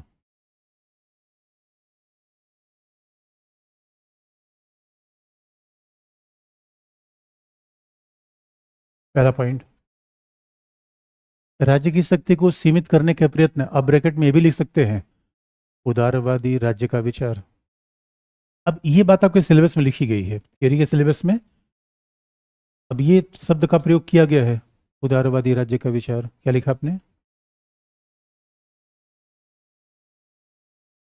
राज्य की,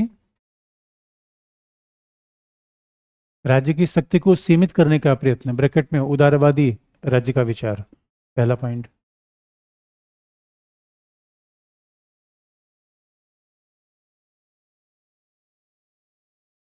आधुनिक राष्ट्र राज्य के द्वारा,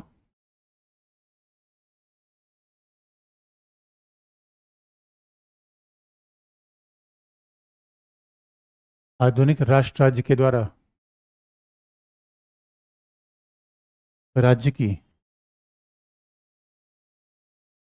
आधुनिक राष्ट्र राज्य के द्वारा राज्य की सर्वोच्च शक्ति,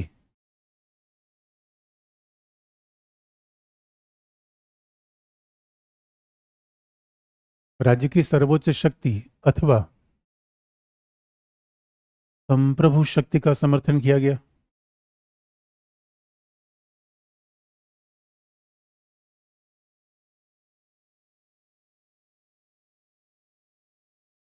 राज्य की सर्वोच्च शक्ति अथवा संप्रभु शक्ति का समर्थन किया गया।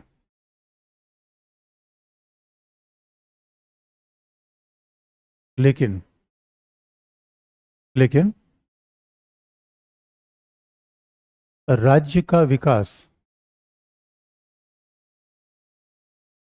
लेकिन राज्य का विकास राजा के विकास के रूप में देखा गया। लेकिन राज्य का विकास राजा के विकास के रूप में देखा गया।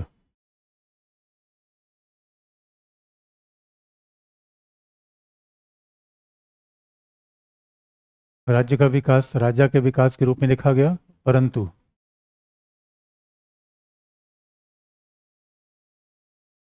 अच्छा, परंतु हटा दीजिए, लिखिए। और और राज्य की, राजा की शक्ति, और राजा की शक्ति के समर्थन हेतु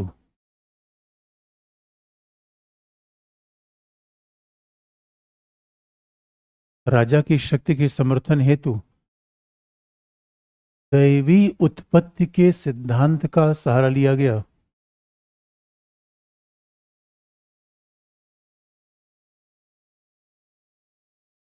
दैवी उत्पत्ति के, राज्य की शक्ति के समर्थन हेतु, राजा की शक्ति के समर्थन हेतु दैवी उत्पत्ति के सिद्धांत का सहारा लिया गया,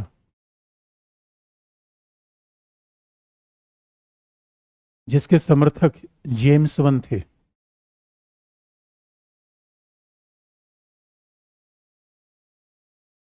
किसके समर्थक जेम्स वन थे,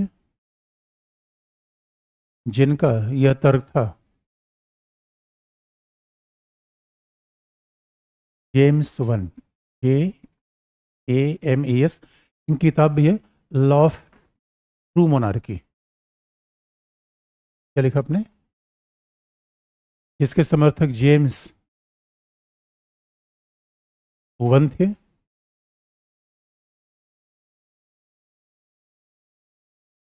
जिनका यह तर्क था कि राजा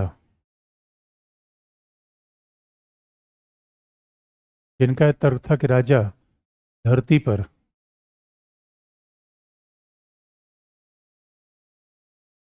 ईश्वर का प्रतिनिधि है।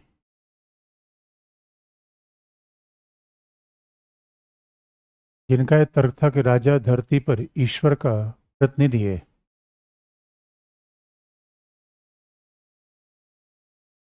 कि राजा धरती पर ईश्वर का प्रतिनिधि है, इसलिए वह ईश्वर के प्रति ही उत्तरदायी है।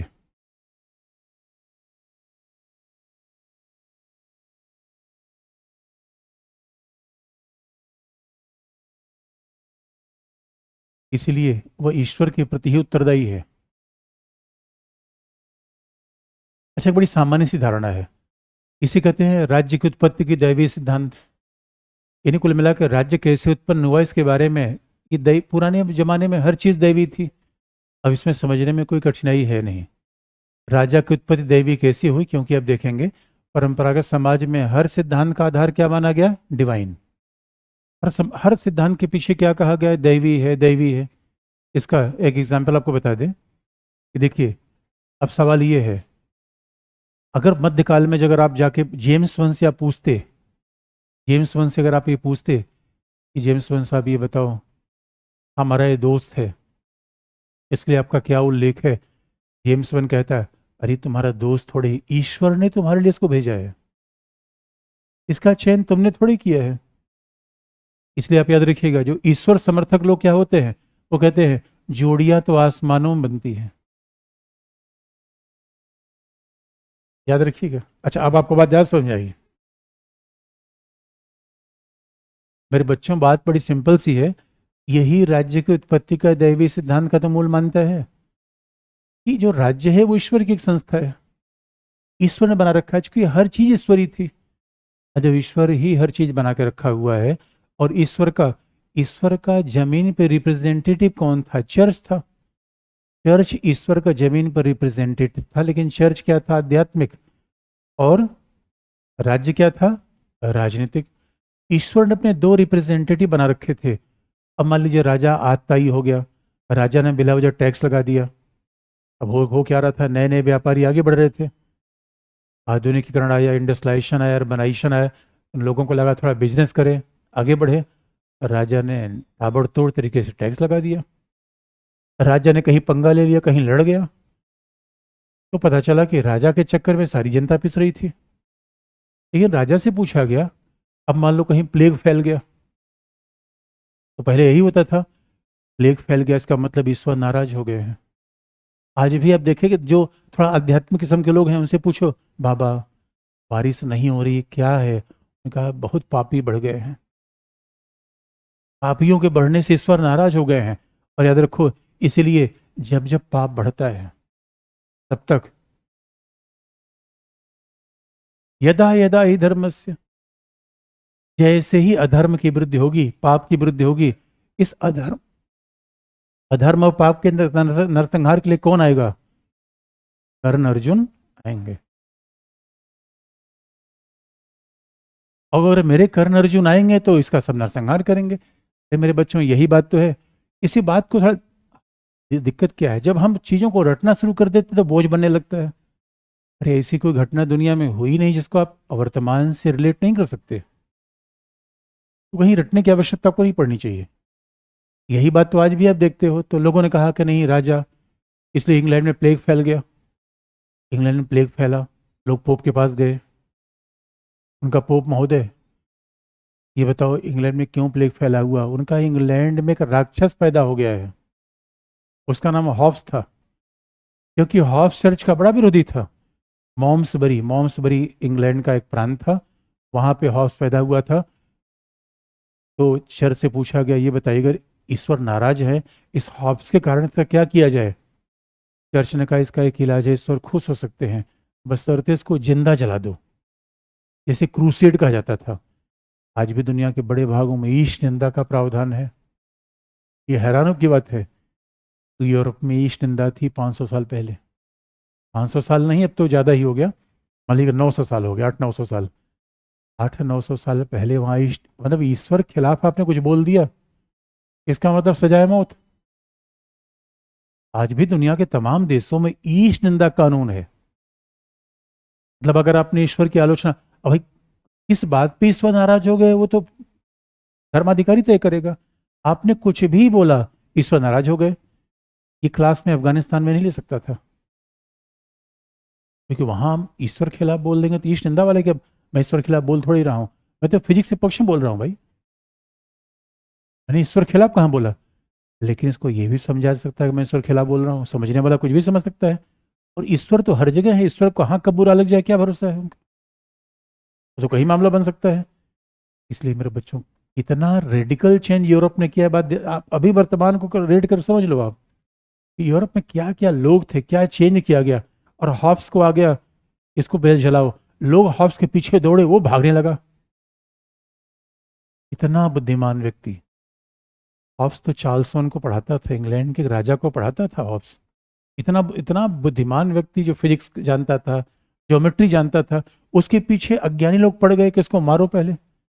हॉब्स भागा जा रहा था, अचानक उसको मिल गए उसके शिष्य चार्ल्स वन ने पूछा, अरे हॉब्स गुरुजी भाग कहाँ रहे हो? उनका अरे पहले जान बचाओ, गुरुजी इस समय जान संकट में है। कौन संकट में है? उनका अरे सब पोप ने फरमान जारी कर रखा है कि इसको पकड़ो। इसी तरीके से चार्ल्स वन ने अपनी कार में बैठाया, राजमहल ले गए, उनके गुरु जी यही रहो, कोई आप पे हमला नहीं कर पाएगा और आपको पता भी नहीं चलेगा आप कहाँ रह रहे हो। तब तो हॉब्स की जान बची। इसका मतलब है, और राजा अगर मान लीजिए कहीं कोई समस्या हो भी गई तो राजा गलती थोड़े ही, राजा से पूछा जाता था भाई ये बताओ समाज में महंगाई है, बीमारी है, हो क्या रहा है? राजा क्या करता था, ये सब पापी लोग हैं, पिछले जन्म में बहुत पाप किया था, इसी ईश्वर ने ऐसे राजा को भेजा है, इन सबको लाइन पे लो, ऊंट काट के सही करो। राजा के खिलाफ कोई फरमान एक्सेप्टेड नहीं था। जनता जैसी थी वैसी उसको रहनी ही थी, ऐसा शासन था। अब जैसे जैसे भौतिकवाद आया, शहर आया, लोगों में विवेक आया, उन्होंने कहा ना यार ये सिस्टम ठीक नहीं है, व्यापार के लिए ठीक नहीं है, आज़ादी के लिए ठीक नहीं है। क्योंकि याद रखिए, जैसे यूरोप आधुनिक समाज में वैसे बढ़ रहा था जैसे अब गांव से दिल्ली आ जाइए। एक बार याद रखिए, जैसे हम गांव से शहर आए, शहर ने आज़ाद हमें वैसे आज़ाद कर दिया। आज़ाद होने के लिए केवल फंडामेंटल राइट की आवश्यकता नहीं पड़ती, फंडामेंटल राइट में तमाम लिख दूं, बस शहर न रहे। गांव में ज़्यादा आज़ाद थे या शहरों में? कौन कह रहा है गांव में आज़ाद थे? अरे गांव में ताऊ की नज़रें सीसीटीवी कैमरे से तेज हैं। गांव में प्रॉब्लम है कि मान लो बाजार में कुछ खरीदने के लिए जाऊं, पीने होने के लिए, वहां हर आदमी जानता है, अरे पीने मतलब कोल्ड ड्रिंक पी रहा हो, कमाल की बात है। अब देख लो बच्चों, जहां नहीं समझना वहां कितना तेज समझते हो आप। इसे मैं तो बार बार कहता हूँ, अगर कोई कई बार बच्चा कहता है सर मुझे समझ में नहीं आ रहा, करना बेटा समझने वाली बात नहीं है, बस दिल नहीं लगा रहे हो, दिल कहीं और लगा हुआ है। इतने विवेकशील लोगों को, अब सोच लो कि सारे विचारक क्या करें, मानव विवेकशील है, जो मानव फिजिक्स और ज्यामिति को समझ सकता है वो राजा रानी की कहानी को नहीं समझ सकता। इसका मतलब है गांव में आज़ादी नहीं है क्योंकि वहां पर तमाम सर्विलांस है। शहर में बगल वाला भी नहीं जानता मैं किसके साथ रह रहा हूँ। कई बार कोशिश करता है झांकने की, कौन आ रहा है, जब मर्जी झोला लेके निकल लिए, कहीं भी निकल लिए, फ्री हूं मैं। आज़ादी शहरों ने दी, और यूरोप कहाँ हुआ शहरीकरण? दुनिया में पहली बार अर्बनाइजेशन तो यूरोप में हुआ, आधुनिकरण के बाद हुआ। अर्बनाइजेशन आया, इंडस्ट्रियलाइजेशन आया। अब अर्बनाइजेशन इंडस्ट्रियलाइजेशन में जब एक व्यक्ति, और अर्बनाइजेशन होगा, इंडस्ट्रियलाइजेशन होगा, तो भौतिकवाद अपने आप आएगा, भौतिकवाद बढ़ेगा ही बढ़ेगा।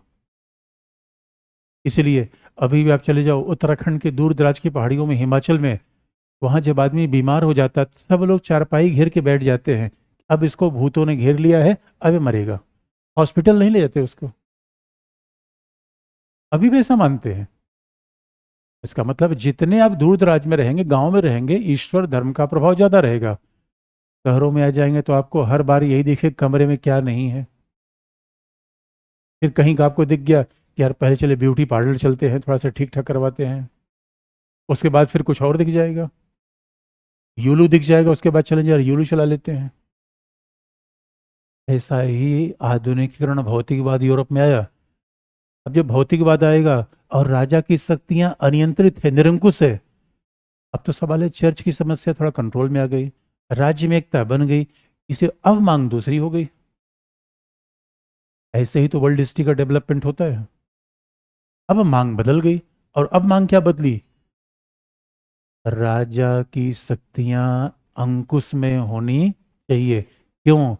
लोगों को आजादी चाहिए। क्या चाहिए? अब यूरोप में किसकी मांग आई? पहले मांग आई शक्तिशाली राजा की, अब मांग किसकी आ गई? आजादी की।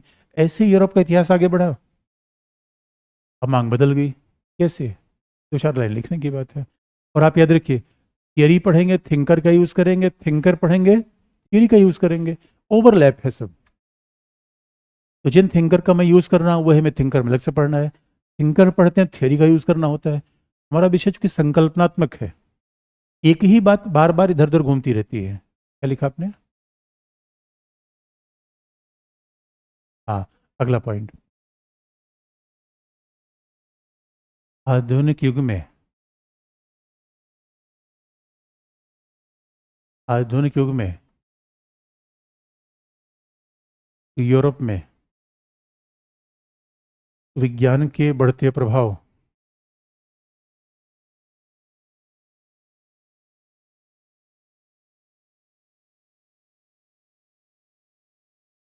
विज्ञान के बढ़ते प्रभाव जैसे यूक्लिड की ज्यामिति,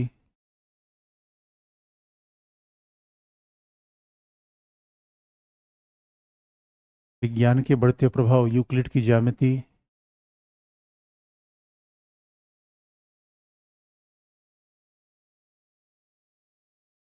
गैलीलियो के गति के नियम,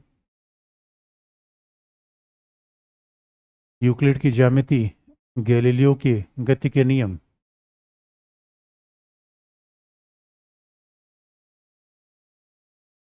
गैलीलियो के गति के नियम के परिणाम स्वरूप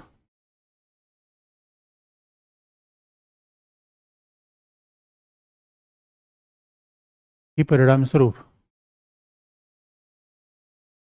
मानव को समझने,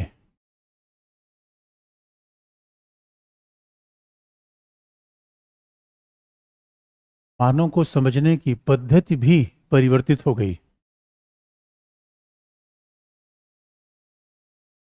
मानव को समझने की पद्धति भी परिवर्तित हो गई।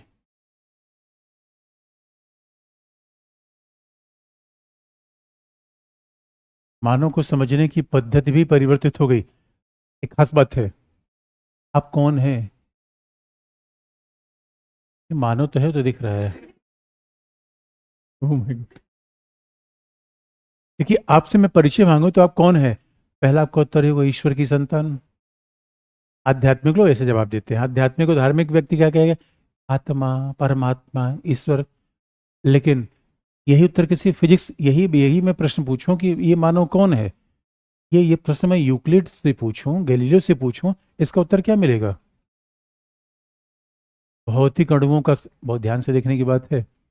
जब फिजिक्स, आप कहेंगे सर फिजिक्स चेंज हुआ, ज्यामिति चेंज हुई, इसका पॉलिटिकल साइंस पे क्या फर्क पड़ा? फर्क पड़ेगा,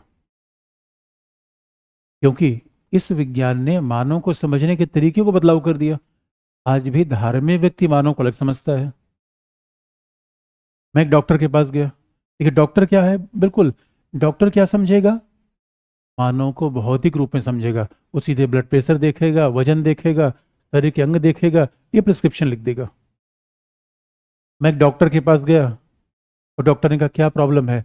मैंने कहा सर आत्मा अव्यवस्थित हो गई है। क्या बेकार की बात मत करो, हमारे मेडिकल साइंस में आत्मा जैसा कोई एलिमेंट नहीं होता। हमने कहा नहीं नहीं, वो कुछ कोई बता रहा था कि आत्मा की बीमारी है ये, इसीलिए। अच्छा डॉक्टर डॉक्टर चूंकि, सवाल ये है हम शरीर हैं या आत्मा है, क्या है?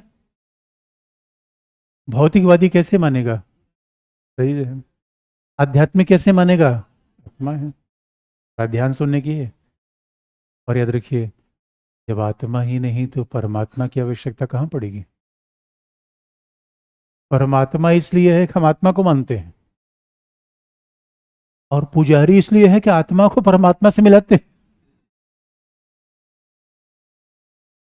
आत्मा नहीं तो परमात्मा नहीं, और आत्मा परमात्मा दोनों नहीं तो पुजारी जी नहीं। एक गैलीलियो था, या सबका वाट लगा रहा था। इसलिए बात सीधी सी बात है, फिजिक्स के द्वारा मानव को कैसे समझा जा सकता है? मानव 5 तत्वों का समूह है। मानव क्या है? ठीक वैसा जैसे मार्कर है। मानव मशीन है, यंत्र है, उपकरण है, ऐसे समझ लीजिए। ये मानव की ये समझ विज्ञान के बाद ही आई। मानव उपकरण है, मशीन है। और याद रखिए, भौतिकवाद के परिणाम स्वरूप हर कुछ मशीन है। तो सवाल ये है, जब मानव मशीन है, यंत्र है, इसका मतलब मानव, और डॉक्टर तो यंत्र के रूप में देखता है। आजकल तो मेडिकल साइंस का विकास इतना ज़्यादा हो गया है कि आप देखो, एक पार्ट को हटा के शरीर में दूसरा पार्ट लगा दिया जा रहा है। जैसे मोबाइल रिपेयर हो रहा है, वैसे मानव शरीर रिपेयर हो रहा है। अंतर तो कहाँ अंतर बचा? सवाल यही उत्पन्न होता है। जब सवाल ये है, राजा कहा करता था कि मैं ईश्वर का रिप्रेजेंटेटिव हूं, और भौतिक वालों ने बता दिया ईश्वर है ही नहीं, तो राज्य जाएगा कैसे? क्योंकि याद रखिए, जैसे जैसे लोगों में विवेक बढ़ा, जैसे जैसे लोगों में विज्ञान बढ़ा, अब आपको राज्य की व्याख्या नई करनी ही थी। ईश्वर वाला सिद्धांत नहीं चल पाएगा। क्योंकि अब जो लोग वैज्ञानिक थे, जो विवेकशील थे, उन्होंने सवाल उठा दिया। हम कहा ना ना भाई, आप जो बात कर रहे हो उसमें हमें विश्वास है नहीं। इसीलिए आप याद रखिए, राज्य को समझने का तरीका ही बदल गया।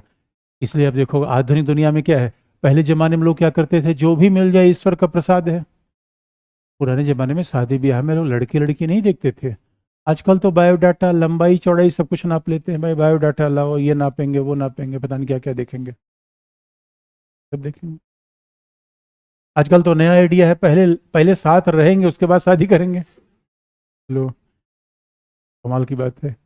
वैज्ञानिक युग है, भौतिकवादी युग है। पहले क्या होता था, और कमाल की बात है, इतने देखा देखी में शादी हो रही, उसके बाद लोग अलग हो जा रहे हैं, इतना मैचिंग करने के बाद। हमारे यहाँ बाबा दादा के जमाने में कोई मैचिंग ही नहीं होती थी, फिर भी पूरे जीवन भर मैच खेल जाते थे।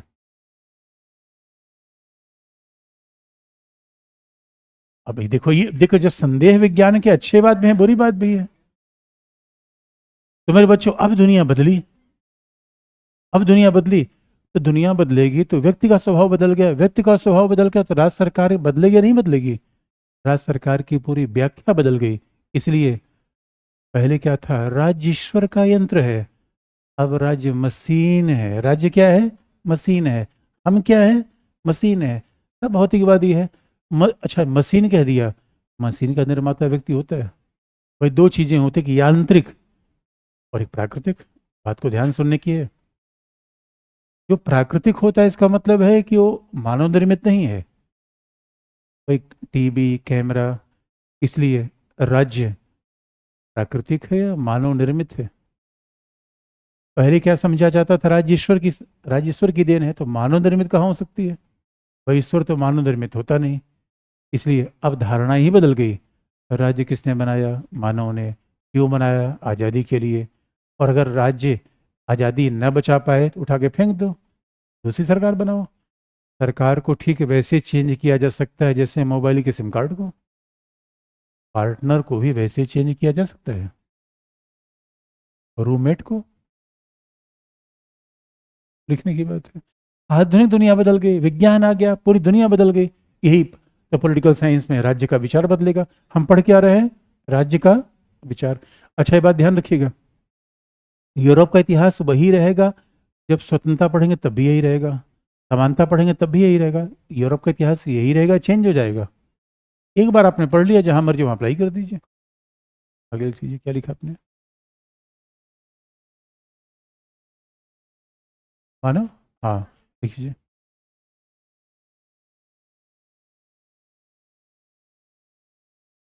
इंग्लैंड के विचारक हॉब्स ने,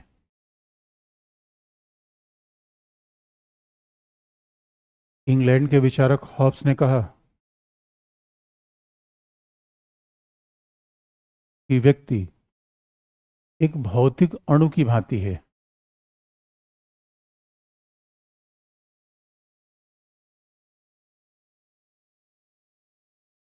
इंग्लैंड के विचारक हॉब्स ने कहा कि व्यक्ति एक भौतिक अणु की भांति है।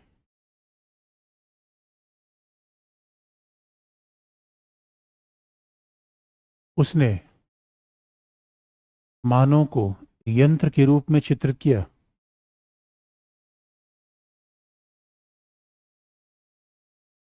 उसने मानव को यंत्र के रूप में चित्रित किया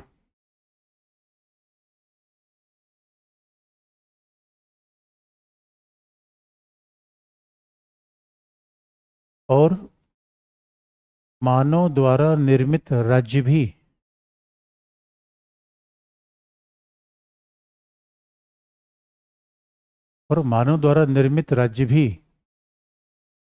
यंत्र के रूप में ही मानव द्वारा निर्मित राज्य भी यंत्र के रूप में ही स्वीकार किया गया।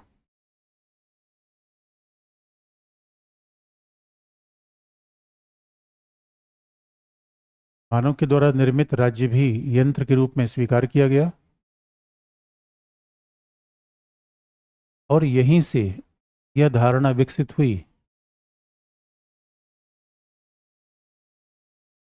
ईश्वर का संदेश है मानव का। क्या लिखा आपने? ये धारणा विकसित हुई, यहीं से यह धारणा विकसित हुई कि राज्य का निर्माण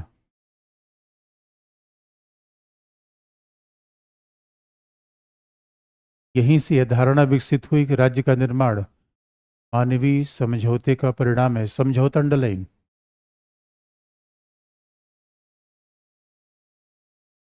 यहीं से यह धारणा विकसित हुई।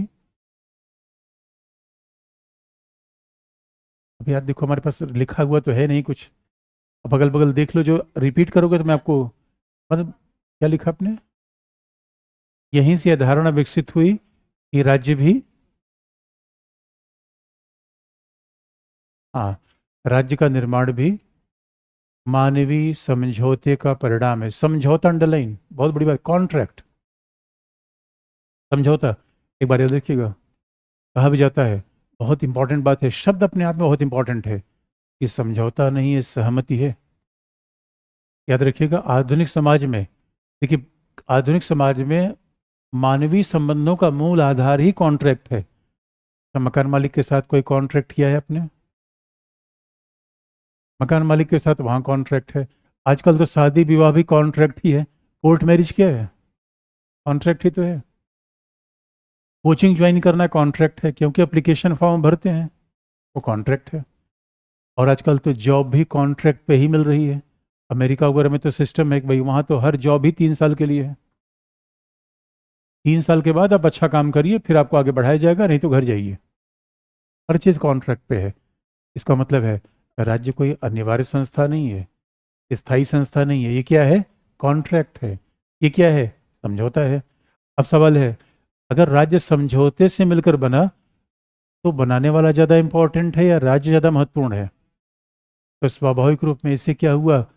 राज्य की शक्ति बढ़ी या व्यक्ति की शक्ति? व्यक्ति की शक्ति बढ़ गई। यहीं से पूरा विचार ही चेंज होना शुरू हुआ। अब क्या हुआ? अगर समझौते से हम बनाएंगे, भाई देखिए, उपकरण हम क्यों रखते हैं? कि हमारी सेवा करे। हम तमाम उपकरण इसलिए रखते हैं कि हमारी सेवा करे। और राज्य भी एक उपकरण बन गया जो हमारी सेवा करे। तो राज्य उपकरण ठीक है या बेकार है? राज्य नामक उपकरण कैसा है? रखना चाहिए, हटा देना चाहिए? क्या होना चाहिए? रखना चाहिए। क्यों? आगे लिख लीजिए।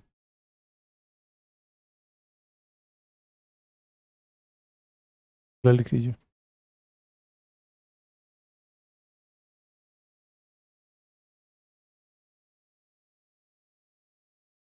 आधुनिक युग में, आधुनिक युग में उदारवादियों ने यह स्वीकार कर लिया।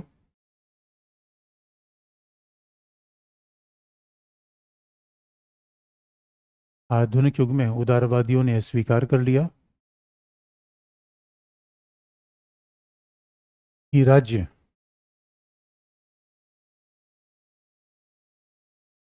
एक उपकरण या यंत्र की भांति है।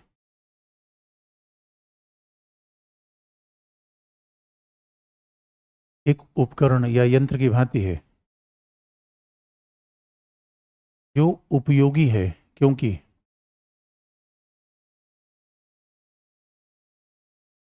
राज्य एक उपकरण या यंत्र की भांति है जो उपयोगी है, क्योंकि पॉइंट नंबर 1, जो उपयोगी है क्योंकि पॉइंट नंबर 1 लोक व्यवस्था को बनाए रखता है।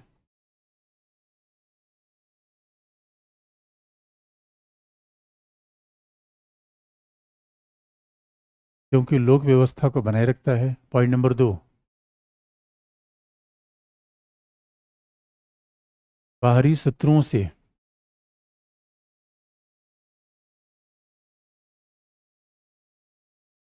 लोक व्यवस्था को बनाए रखता है। पॉइंट नंबर 1, बाहरी शत्रुओं से राज्य के नागरिकों की रक्षा करता है। पॉइंट नंबर 2, बाहरी शत्रुओं से राज्य के नागरिकों की रक्षा करता है।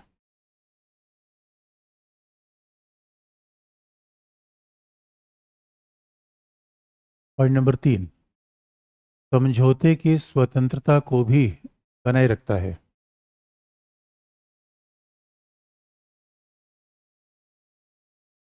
समझौते की स्वतंत्रता को भी बनाए रखता है।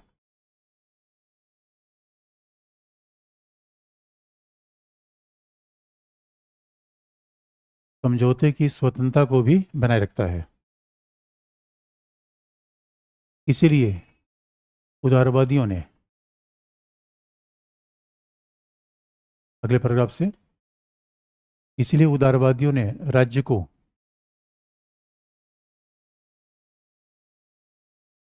इसलिए उदारवादियों ने राज्य को एक प्रहरी, राज्य को एक प्रहरी या चौकीदार के रूप में स्वीकार किया।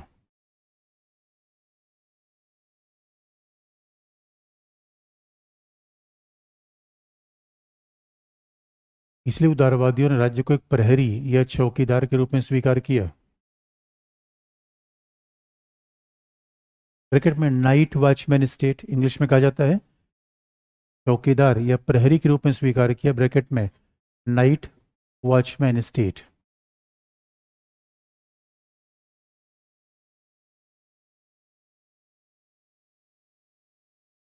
और राज्य को एक आवश्यक बुराई कहा गया।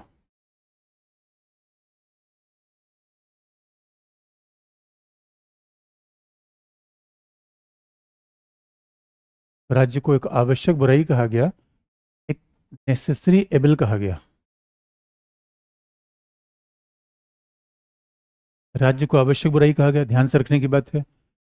राज्य बुराई है क्योंकि देखिए, राज्य रहेगा तो आज़ादी को सीमित करेगा, राज्य बुराई है। देखिए, राज्य है तो राज्य का मतलब पुलिस, राज्य का मतलब क्या है? सेना। और पुलिस और सेना कहीं भी रहती है तो आपकी आज़ादी को सीमित करेगी। भाई बहुत स्पष्ट बात है, लेकिन उसके बिना काम भी नहीं चलता।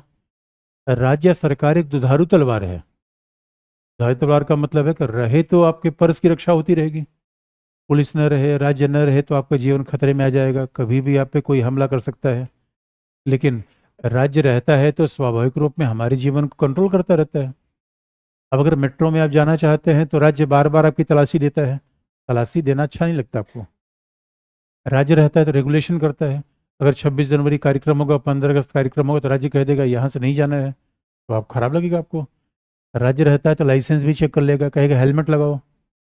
ये राज्य का रेगुलेशन है। इसलिए राज्य आवश्यक है, क्योंकि बिना उसके लोक व्यवस्था बन नहीं पाएगी। बुराई क्यों है? क्योंकि स्वाभाविक रूप में थोड़ा उसका खराब इम्पैक्ट है। राज्य किसी दवाई की तरह है जिसके इम्पैक्ट अपने आप होते हैं। इस कहानी को आपको जब जो अभी तक मैंने कहानी बताई उसके और भी संक्षेप में बताने का तरीका ये है। इसका मतलब है जो उदारवादी राज्य की व्याख्या होती है, जो उदारवादी राज्य होगा, जो बात मैं बताना चाहता हूँ, ये जो अभी तक हमने बताया, उसी को लिखने का और ऑब्जेक्टिव तरीका ये है। उदारवादी क्या मानते हैं? राज्य की उत्पत्ति कैसे हो रही है? कैसे हो रही है? समझौते के द्वारा ये राज्य की उत्पत्ति हो रही है। राज्य की प्रकृति कैसी है? नेचर कैसा है? नेचर का मतलब है वो ऑर्गेनिक है, मानव जैसा है, या मशीन है, कैसा है? यंत्र है। याद रखिए, राज्य क्या है? यंत्र है। राज्य मशीन है। और यहाँ पे राज्य कैसे, ओरिजिन कैसे है? कॉन्ट्रैक्ट पे। और मैकेनिस्टिक कॉन्सेप्ट ऑफ स्टेट। राज्य क्या है? एक मशीन है। इसकी प्रकृति है। और अगर ये इसकी प्रकृति है तो राज्य के कार्य क्या है, फंक्शन क्या है? पहरेदारी करना। राज्य के मूल फंक्शन क्या है? पहरेदारी। पहरेदारी, चौकीदारी, नाइट वॉचमैन स्टेट।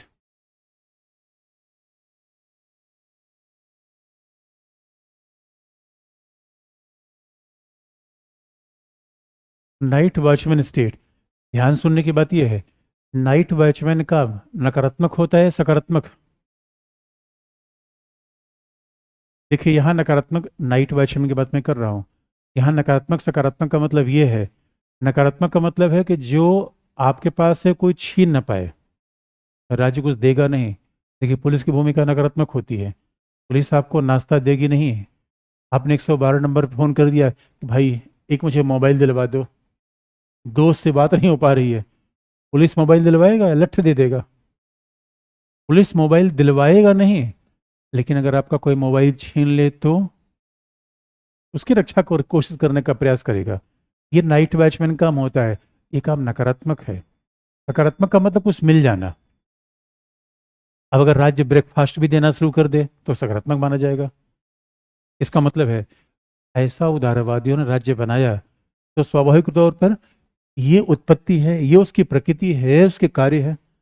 अब उदारवादियों के सामने चैलेंज ये था, राज्य भी होना चाहिए लेकिन आज़ादी भी होनी चाहिए, दोनों बैलेंस कैसे बनाया जाए? राज्य तो आ गया। इसलिए आप याद रखिएगा, अब राजा के बनाए उदारवादियों ने कहा देखिए, राजा राज्य नहीं है, राजा व्यक्ति है, राज्य एक संस्था है। इसलिए उदारवादियों ने कहा राज्य होगा, सरकार होगी, सरकार के 3 अंग होंगे। ये सारी बात उदारवादी लेकर आ गए। तीनों अंगों में सेपरेशन होगा, विधायिका, कार्यपालिका और न्यायपालिका। ये सारी बात उदारवादी लेकर आ रहे हैं। इसका मतलब अब ये चैलेंज बाकी है कि कैसे राज्य को भी माना जाए, उसी शक्तियों को नियंत्रित भी किया जाए। अब आप पूछेंगे, इसका मतलब है, अगर आप ये पूछेंगे उदारवादियों की इस राज्य की धारणा को आज अप्लाई करके देखिए, तो राज्य का काम यहाँ क्या दिख रहा है? शिक्षा देना नहीं है। अभी तक जो हमने देखा है उस आधार को आज अप्लाई करके आप देख लीजिए, उसका मतलब क्या बनेगा? राज्य के नाम पर पुलिस दिखेगी, सेना दिखेगी, राज्य के नाम पर स्कूल नहीं, हॉस्पिटल नहीं, और राज्य का काम दलिया उलिया देना तो बिल्कुल भी नहीं है। और यहाँ तो आज का राज्य कह रहा है खटाखट खटाखट खटाखट। इसलिए उदारवादियों से पूछेंगे, ये बताइए कोई व्यक्ति गरीब हो जाए तो क्या उसका किया जाए? अरे काम करे, और क्या किया जाए, खुद काम करे। उदारवादियों से जाकर पूछेंगे, ये बताओ कोई बेरोजगार हो गया, धरना देगा, उनका पीट के ठीक कर देंगे। ये धरना वरना नहीं है। बेरोजगार हो गया, जाके मेहनत करे, कहीं डिग्री ले, काम करे, बेरोजगार हो गया तो वो रिस्पॉन्सिबल है। ऐसा उदारवादी राज्य था। यानी आपके पास कुछ नहीं है तो उसके लिए आप रिस्पॉन्सिबल है। बस आपके पास जो है वो कोई छीनेगा नहीं, ये राज्य की गारंटी है। इसलिए राज्य कैसा होगा? अंपायर की तरह। अब कोई जीरो पर आउट हो जाए, अंपायर से कहो भाई तुमने ठीक नहीं किया, अंपायर के भाई हम क्या करें? इसका मतलब है राज्य आ गया, अब वो अंपायर के रूप में काम करेगा। लेकिन बड़ा इंटरेस्टिंग पार्ट ये है, राज्य ठीक है, राज्य आ गया, लेकिन यहाँ लोचा ये है, इकोनॉमिक सिस्टम कैसा होगा? राज्य का इकोनॉमी में क्या इंटरवेंशन होगा? नो, राज्य अर्थव्यवस्था में कोई इंटरवेंशन करेगा ही नहीं। अब क्योंकि यूरोप में अर्थव्यवस्था थी कैपिटलिस्ट, और राज्य अर्थव्यवस्था को नहीं चलाएगा तो अर्थव्यवस्था का संचालन कौन करेगा? बाजार। इसलिए उदारवादियों ने कह दिया अर्थव्यवस्था का संचालन, और इकोनॉमी के संचालन का मतलब क्या होता है? उत्पादन, वितरण, कीमत। इकोनॉमी के संचालन का मतलब ये है, उत्पादन, वितरण और कीमत। इनसे राज्य का सरोकार नहीं रहेगा। श्रम के घंटे, कौन कितने घंटे काम करे, कौन कहाँ उत्पादन करे, किसकी कीमत की, ये सब राज्य के दायरे में ही नहीं है। राज्य के दायरे का मतलब क्या है? केवल पुलिस और सेना, ये राज्य के दायरे में है। केवल कॉन्ट्रैक्ट की रक्षा करते रहना। इसके बाद में आप देखेंगे उदारवादी राज्य की धारणा लगातार चेंज होती रही है, एक ही नहीं रही है। ये उदारवादी राज्य की पहली धारणा ही है। लेकिन इस पहली धारणा में सबसे बड़ा चैलेंज क्या था कि राज्य और आजादी के बीच में कॉम्बिनेशन कैसे बनावा, यही तो चैलेंज था। वो बनाया गया कैसे? आगे लिख लीजिए। अगला पॉइंट लिख लीजिए। उदारवादियों के इस राज्य को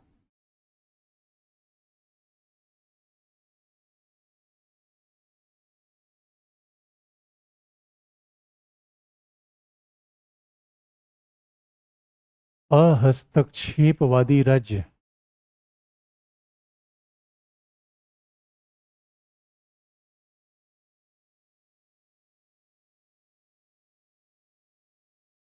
या लेसेस फेयर स्टेट भी कहा जाता है। उदारवादियों के इस राज्य को अहस्तक्षेपवादी राज्य या लेसेस फेयर स्टेट भी कहा जाता है। लेसेस फेयर फ्रेंच टर्म है, फ्रेंच का मतलब होता है लीव एलोन। यानी कि बात याद रखिए, लीव एलोन का मतलब होता है हमें अकेला छोड़ दीजिए। कई बार आप बहुत गुस्सा नहीं आते घर के लोगों से। अब बड़ा भाई कुछ कह रहा है ऐसे तैयारी करो, पापा कह रहे हैं कैसे पढ़ो, बुआ कह रही हैं कैसे करो, कह रहे भाई मुझे छोड़ दो। इसका मतलब क्या है? राज्य का सबसे बड़ा एहसान क्या है कि राज्य हमें न बताए कि हमें क्या करना है। सबसे बड़ा एहसान क्या है? सबसे बड़ा एहसान क्या है? मुझे अपने ऊपर छोड़ दिया जाए, क्योंकि बताने वाले तमाम है, बताने वालों को कमी है। कोई कहेगा चाय छोड़ दो, कोई कहेगा सिगरेट छोड़ दो, कोई कहेगा नहीं ये तो मैंने नहीं कहा था। तुम्हारे बच्चों में जितने लोग हैं उतने कहेंगे छोड़ दो। कमाल की बात है क्या? अरे भाई मेरे पास भी तो विवेक है, ये छोड़ दो वो छोड़ दो। इसे राज्य क्या कह रहा है? उदारवादी क्या कहते हैं? राज्य की भूमिका पापा जैसी नहीं होनी चाहिए। पापा पापा और टीचर के प्रॉब्लम है। पापा और देखिए, पापा के ही प्रॉब्लम है, टीचर के ही प्रॉब्लम हो। हमेशा बच्चों में ऐसे करो, ऐसे पढ़ो, ऐसे। अरे कुछ मत बताओ बच्चों को, वो सब जानते हैं, उनको बताने बताने की आवश्यकता नहीं है। इसलिए और पापा हमेशा सुबह उठो, जाओ मॉर्निंग वॉक करो, ये मत खाओ, वो मत खाओ। कमाल की बात है यार, हमारे जीवन में इतने हस्तक्षेप हो रहे हैं हमें पता ही नहीं है।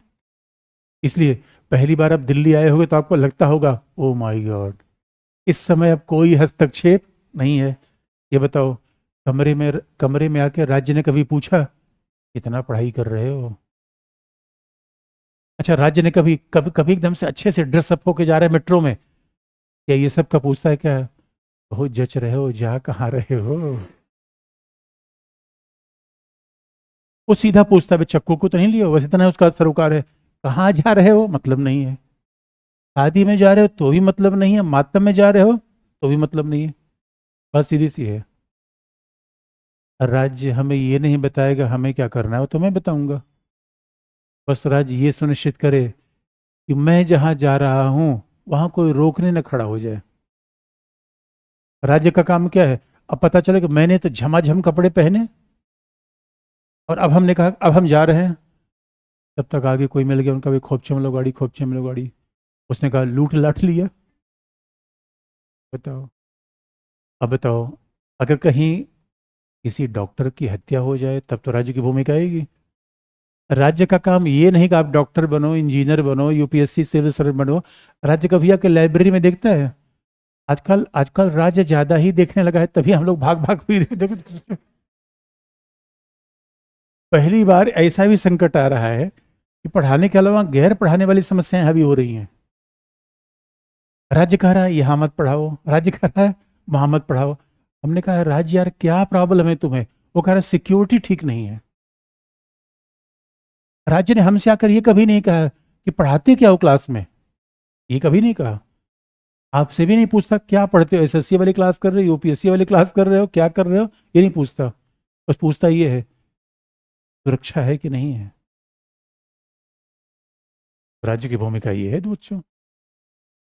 को लगता नहीं कि राज्य खुला छोड़ दे लोगों को, और राज्य जब खुला छोड़ेगा तभी हमारी पूरी उपलब्धियां हो पाएगी। राज्य को कई बार ये नहीं देखते। यार ये बताओ तो राज्य ये क्यों कहता है हेलमेट लगा लो, हेलमेट लगा, अरे मेरा बाल लहरा के, बाल किस लिए रखा हुआ है? एक उम्र के बाद दोस्तों बाल रहेगा ही नहीं। मैं उन लोगों से क्षमा चाहता हूं जिनके बाल अभी चले गए हैं। अब इसको अन्यथा मत लीजिएगा, मैंने किसी को देख के बात नहीं कही।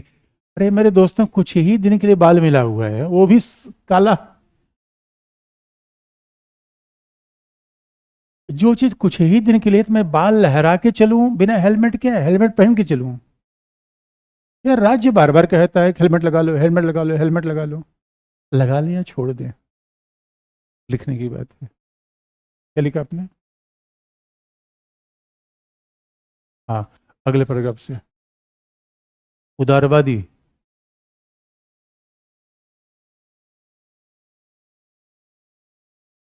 उदारवादी सिद्धांतकारों की, ब्रैकेट में लॉक, लॉक, LOCKE, केवल LOCK नहीं, LOCKE, लॉक। क्या लिखा आपने? उदारवादी विचारकों, जैसे ब्रैकेट में लॉक।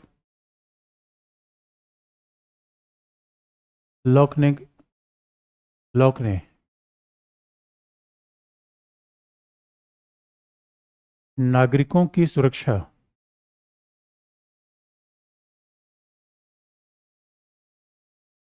हाँ, उदारवादी सिद्धांतकारों की ब्रैकेट में लॉक, उदारवादी सिद्धांतकारों की चिंता है।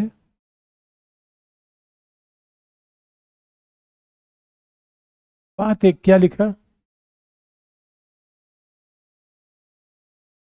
हाँ, की चिंता है कि नागरिकों की स्वतंत्रता, नागरिकों की स्वतंत्रता की रक्षा उदारवादी विचारकों की ये चिंता है कि नागरिकों की स्वतंत्रता की रक्षा,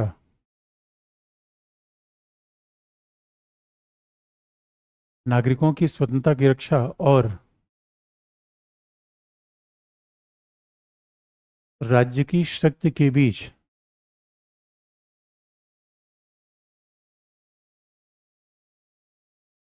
राज्य की शक्ति के बीच किस प्रकार समन्वय स्थापित किया जाए,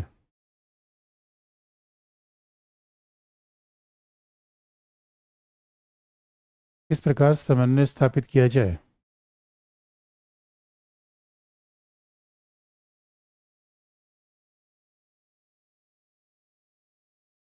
क्योंकि, किस प्रकार समन्वय स्थापित किया जाए क्योंकि उदारवादी राज्य के विरोधी नहीं है,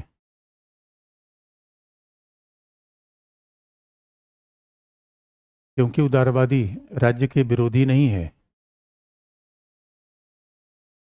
अपितु उदारवादी राज्य के विरोधी नहीं है, अपितु राज्य की शक्तियों को,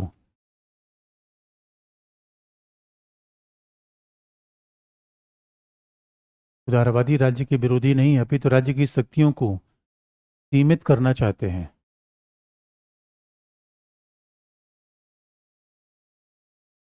सीमित अंडरलाइन। अपितु राज्य की शक्तियों को सीमित करना चाहते हैं, जिसके लिए उदारवादियों ने निम्नलिखित सिद्धांतों का प्रयोग किया। उदारवादी राज्य की शक्ति को सीमित करना चाहते हैं, जिसके लिए उदारवादियों ने निम्नलिखित सिद्धांतों का प्रयोग किया।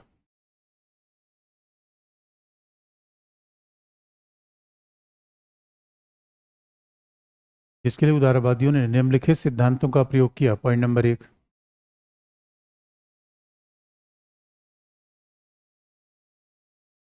इसलिए राज्य की आवश्यकता पड़ती है। देख लो, ऐसे ऐसे बागड़ बिल्ले हैं तो हाँ। क्या क्या लिखा आपने? क्या लिखा आपने? पहला पॉइंट, राज्य के अंगों के बीच शक्ति पृथक्करण का विचार। राज्य के अंगों के बीच शक्ति पृथक्करण का विचार।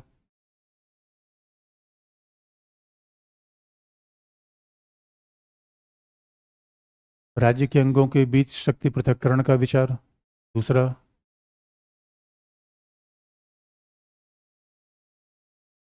संविधानवाद का सिद्धांत।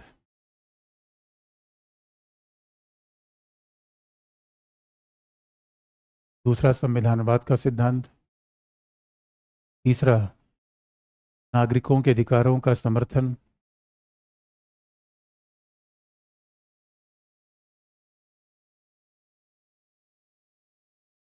चौथा, क्रांति का विचार।